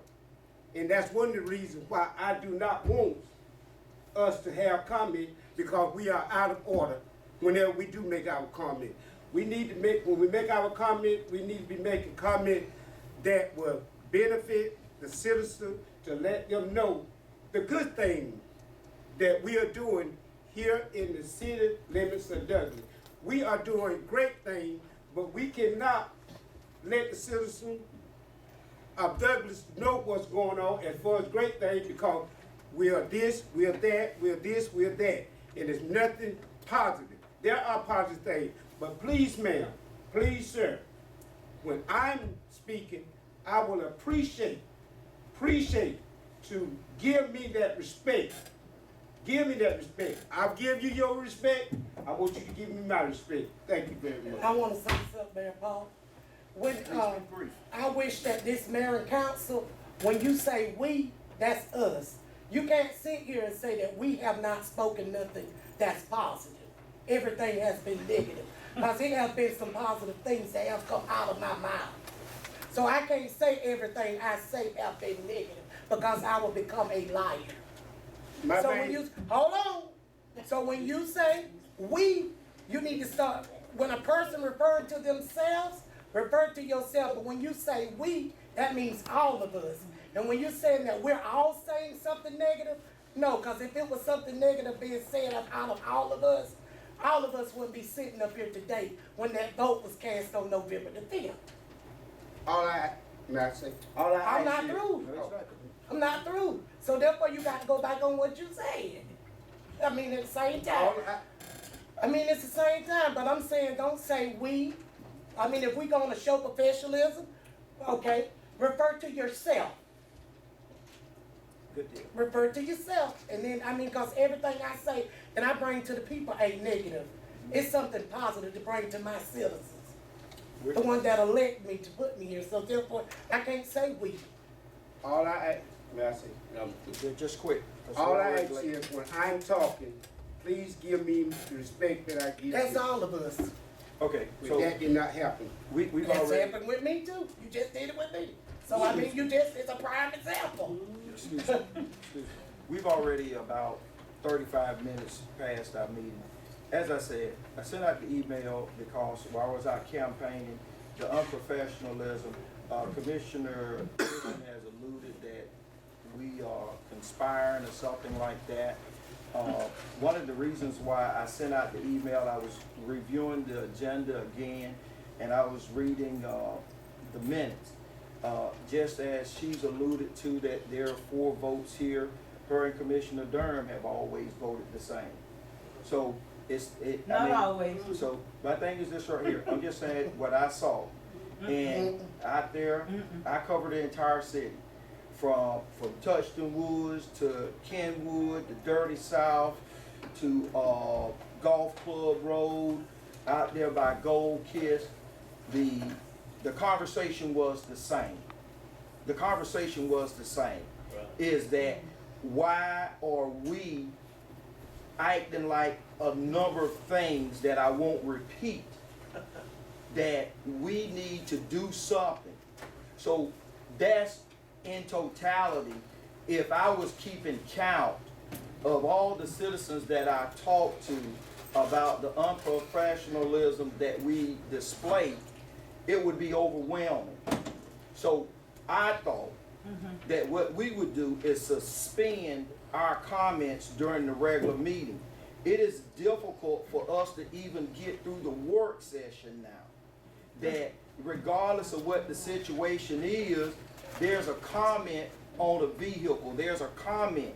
I'm not saying that we all need to be unanimous, but if it's something legitimate, not just to prolong the time.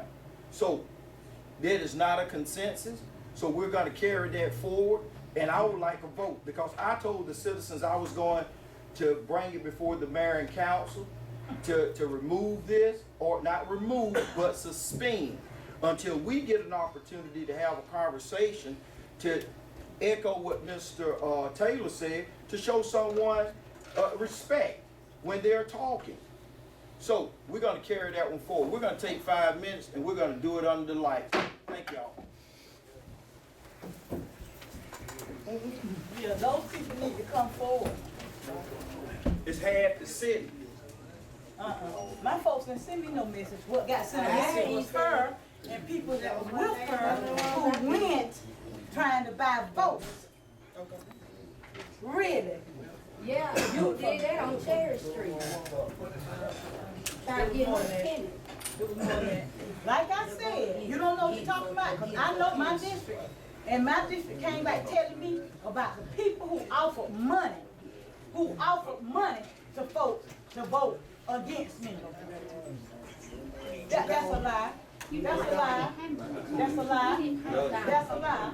That's a lie. No, she's saying that didn't happen. Now, but I can tell her your tenants, what you went and told them. And one of them, your tenants. Yes, you did. I ain't talking about money. I'm not talking about money. I didn't say you offered money. I said money was offered. I didn't say you did. To vote against somebody. One of the candidates. Yes, you did. Yes, you did. It was 2 of them. Yes, you did. Yes, you did. Yes, you did. And they come right back and call you. And I did tell them to please vote for Carla Gray. And you had no business doing that. No, I You had ain't no talking business about Carla. doing See, that. you You did had it. no business doing that. You had no business doing that. You did it to 2 I'm the counties. reason why who did Not it? one. You're the reason Mr. Anderson, you helped Mr. Anderson, you told Mr. You did it to 2 candidates, not one. You heard me tell Ms. Anderson that? Did you hear him? Did you? No, I asked you a question first. Did you hear me tell Mr. Anderson? You heard someone say And that. that's what you did. That's just what you're reciting here tonight. No, your tenant said I ain't Your paid tenant nobody. said that, baby. I ain't offered no money. Your tenant said. I ain't offered no Your money. tenant. I did. Baby, your tenant said. They called the commissioner. You were out of your They called zone the to do commission. that? Just like No, I Charlie was Davis? not. Charlie, I was told you asked Marty, former Commissioner Marty Swain to run against Commissioner Durham. Haven't seen Marty in meetings. Okay. Okay. All right. Yeah, but y'all need to worry about your own damn district. That's what you need to do. Cause I ain't went over in your district telling about who to vote for. So stay out of mine. But money was offered, and some people took money. And I didn't say you offered it. I said money was offered.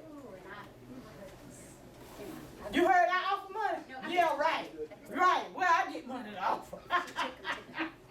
What is it, baby? About the, oh, damn, no, okay.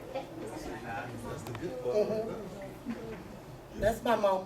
Yep, that's her mama. Yes. And a lot of people. Yes. His mama. And I can And a lot tell, of I people can know. tell her who her tenants are. Yeah. Since she wanna You- go you there, ain't I got can to tell her who her You ain't tenants got are. to tell her. The Secretary of State needs to come on down and investigate them buying votes. My people ain't sent me a message worth nothing, Commissioner Moore. Let me let you know that right now. Cause my people came back and told me 33, get it right, 33.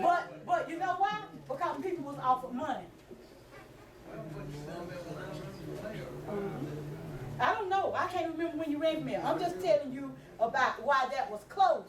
Because write-in candidates all through history have never came close in an election to winning. The reason why it was close, money. Money. It's done, it's done. It's done, let him have it. Come on. Let him have it. My folks sure did send me a message that they want me.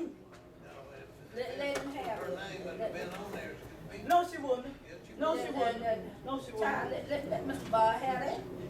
Cause they forged signatures to get them what they got. Let They forged signatures. Let But see, that's what I'm talking about. They always worry about wards 1, 2, and 3. I want to hear from Cindy, him, and Mike. Why are y'all so concerned about wards 1, 2, and 3? Because they want to have control. That's why. They want control. I am calm. I'm talking loud, but I'm calm. Calm down. I'm calm. Calm down. Take a minute between the meetings. Calm down. Okay, okay. But they need to stay in their business. They want to take over our But they district. can't do that because we won't. Okay, but They can't. well, they need to No realize matter how that. many signatures they had, they couldn't do that. Let's get ready to ride. That's fine. Sure did. Want Let's to be go. concerned about my district. Oh, be concerned about your own. I got more votes than anybody else. You should have. You been here 100 years. 101. And if I hadn't had somebody out buying votes for me, I would have had more. Let's go. Roger, where you got that from? 'Cause that Good. All right. We're missing Taylor. They always concerned about Ward 1, 2, and 3. Taylor. Mr. Taylor, let's ride. It's already been a long night. Yeah, I gotta be working 4 o'clock. Mr. Davis, you ready? Johnny, are you ready? We ready. What'd you say?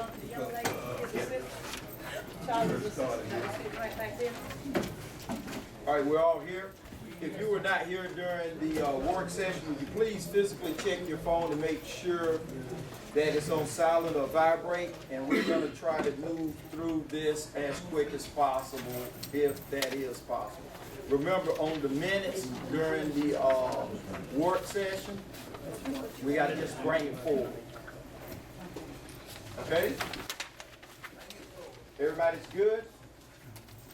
Mr. Gowan? Yes. Mr. Dern? Mr. Taylor? All right. Ms. McNeil? Ms. Moore? Commissioner Pierce? I'm fine, thank you. All right, here we go. You ready over there, Johnny? It's recording. All right, here we go. Good evening. Good evening. Welcome to the City of Douglas Mayor and Commission meeting. This will serve as our regular meeting on November the 14th, 2019. I do apologize for the tardiness of the beginning of the meeting. We'll turn it over for the invocation, Commissioner Bob Moore. They said it wasn't me. Well, I got a guy that's gonna do it, but I'll do it. Okay, thank you, Mr. Moore. It was actually supposed to be McGowan, Gowan. But He yeah, did it last time. let's Go bow ahead, our heads. Mr. Moore. Heavenly Father, we thank you for the opportunity we have, Lord, to serve you. We thank you for our son Jesus who died on the cross for our sins. We thank you, Lord, that we can do the thing to be pleasing in your sight and ask you to forgive us where we fail you. And bless this meeting and help us to do the thing to be pleasing in your sight. We ask you now. We pray. Amen. Amen. Thank you. If you would, please stand for the Pledge of Allegiance. You gonna lead that too? Yeah. All right, Mr. Moore. All right, let's pray. I pledge Allegiance to the flag of the United States of America and to the republic for which it stands, one nation, under God, indivisible, with liberty and justice for all. Thank you. Next on the agenda is the approval of the order of the agenda. Second. It's been motion and second. Any further discussion? All in favor? Aye. All opposed? Motion carries. Next, we will go to our city manager and we will talk about the items that were placed on the consent agenda. Thank you, Mayor. We have 4 items coming over on the consent agenda. First item is item 4, which is approval of appointment to the airport commission. Item 5, approval of the purchase of a license plate reader system for one of the new patrol cars. Item 7, approval of the purchase of a new 15 horsepower flat pump for wastewater department. And item 8, approval of the purchase of the county water system. Those are the 4 items on the consent agenda. Thank you. Second. It's been motion and second. Any further discussion? All in favor? Aye. All opposed? Motion carries. Next item on the agenda is work session items brought forward. We have 5 items coming from the work session. The first item will be item 1, approval of the October 28 minutes. Okay. Second. It's been motion and second. Any further discussion? Opposed. All in favor? Opposed. All opposed? Opposed. Thank you. Motion carries. Item 2, approval of the American Legion Post 515 request to waive the fees for the C.E.R. Center to include administrative fee, correct? Correct. Second. It's been motion and second. Any further discussion? All in favor? All opposed? Opposed. Next. While we're on that American Legion, issue, what did we decide about the Pastor Domes? Was it coming forward, was it revisited, what? No, we didn't make any decisions on that. All right. Next. Item 3 is the first reading of amending of the clean indoor air ordinance, chapter 50. And it'll be Roger Goddard now, not here. I can't read as fast as Jerome, and this is very lengthy, so I'm just gonna hit the caption on it. In order to amend the City of Douglas Code ordinances, chapter 50, health and sanitation, section 50 through 50-51 through 50-64, and 6-20, and to provide for an effective date for other purposes, be it ordained by the mayor and commission of Douglas River meeting held assembly and pursuant to the lawful authority thereof, the health and sanitation of the City of Douglas, Georgia, is amended to the stands and follows by deleting section 50 through 51 and 50 through 64 and replacing with No, that's first reading. We'll have a second reading at next commission meeting. Okay. There'll be a public hearing and Next item. next item will be item 6, approval of the purchase of a new 2024 Explorer. It was in the budget, we approved it then, and we approved it at the work session, so I'll make a motion we approve it now. Second. It's been motion and second. Any further discussion? All in favor? Aye. All opposed? Opposed. Motion carries.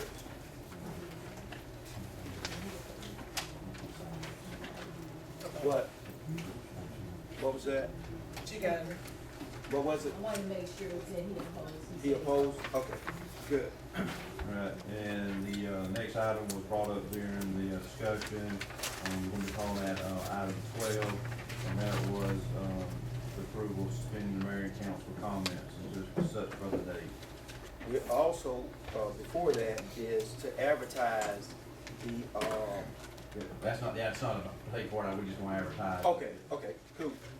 So, say that again, I'm sorry. The next item was brought up during the discussion, so we're labeling this as item 12, That's approval, suspension of the mayor and council comments until such further date as y'all deem necessary. Agreed. At this time, I entertain a motion. So moved. Second. All in favor? Aye. All opposed? Oppose. Motion carries. At this time, I entertain a motion to adjourn. So moved. Oh, whoa, no. But The issue that you were saying before the, mayor and council suspension, you said it was not a carry-through thing. Right, they have it. It needs to be announced, Yeah, though. but the, Yeah, mayor and yeah. council has decided to formulate a utility improvement, committee. And so as soon as we, hit the paper next one, we'll be advertising that until we get, enough candidates, bring back to mayor and council for their selection process. So that'll start running next week. Okay, thank you. anything else? Good. At this time, I entertain a motion to adjourn. So moved. The motion is second. Any further discussion? All in favor? Discussion, discussion, All, discussion. what you got? So, hold on now. Give me time. Executive session. As I, discussed in the email to you, I didn't see the email, yes, ma'am, I sent an email. cause I earlier. sent you a reply. You got my reply, right? I haven't seen a reply. So Commissioner Pearson asked for your, executive session, and so I told her I would ask y'all for utility, executive session, and so I'm asking y'all before y'all to consider executive session. So, at this time. About the litigation. At this time, I entertain a motion to go into executive session. So moved. It's been motion. Does not actually require a second. It doesn't require a second, no. All in favor of going into executive session? Aye. All opposed? Aye. Motion carries. Under lawsuit, and they still won't go into an And executive session. at this time, the motion to adjourn has already been on the table. All in favor of adjourning? Aye. All opposed? Oppose. Motion carries. We stand adjourned. Woo. That's right, keep on going together. Y'all gonna do just what you're gonna do, right on together. You'll see. You'll see. Y'all work together too. Y'all work together every time. Y'all work together. Y'all work together, don't now. No, and then you asked me about moving forward. Did you ask me that, Mr. Mayor? What is it gonna take to move forward? You don't wanna move forward. You don't wanna move forward. You wanna keep doing what you're doing, appeasing white folks. That's what you wanna keep doing. If that's who got you vote. Keep on with it. Ms. McNeil, I'm gonna say to you, please don't ever trample on my territory about asking for me. Stay in your zone. Stay in your zone now. Tend to your business. What's your ward? 4 or 5. What's your ward, Cindy? Stay in it. I know they don't put enough apartments over there for them to get up out of there. I know they don't. That's what needs to happen. That's just what needs to happen. And she runs in 2 years. Cause the statutory term starts. For her, who else is the tape? And who tape? Commissioner Durham. Who get the statutory term for 2 years? Cindy. Bob. But she can't be moved. They run in 2 years. Cause I should have never found out she was out campaigning in my district against me. Cause that's out of her zone. But ever since I've been here, they've been concerned about who gets elected in 1, 2, and 3.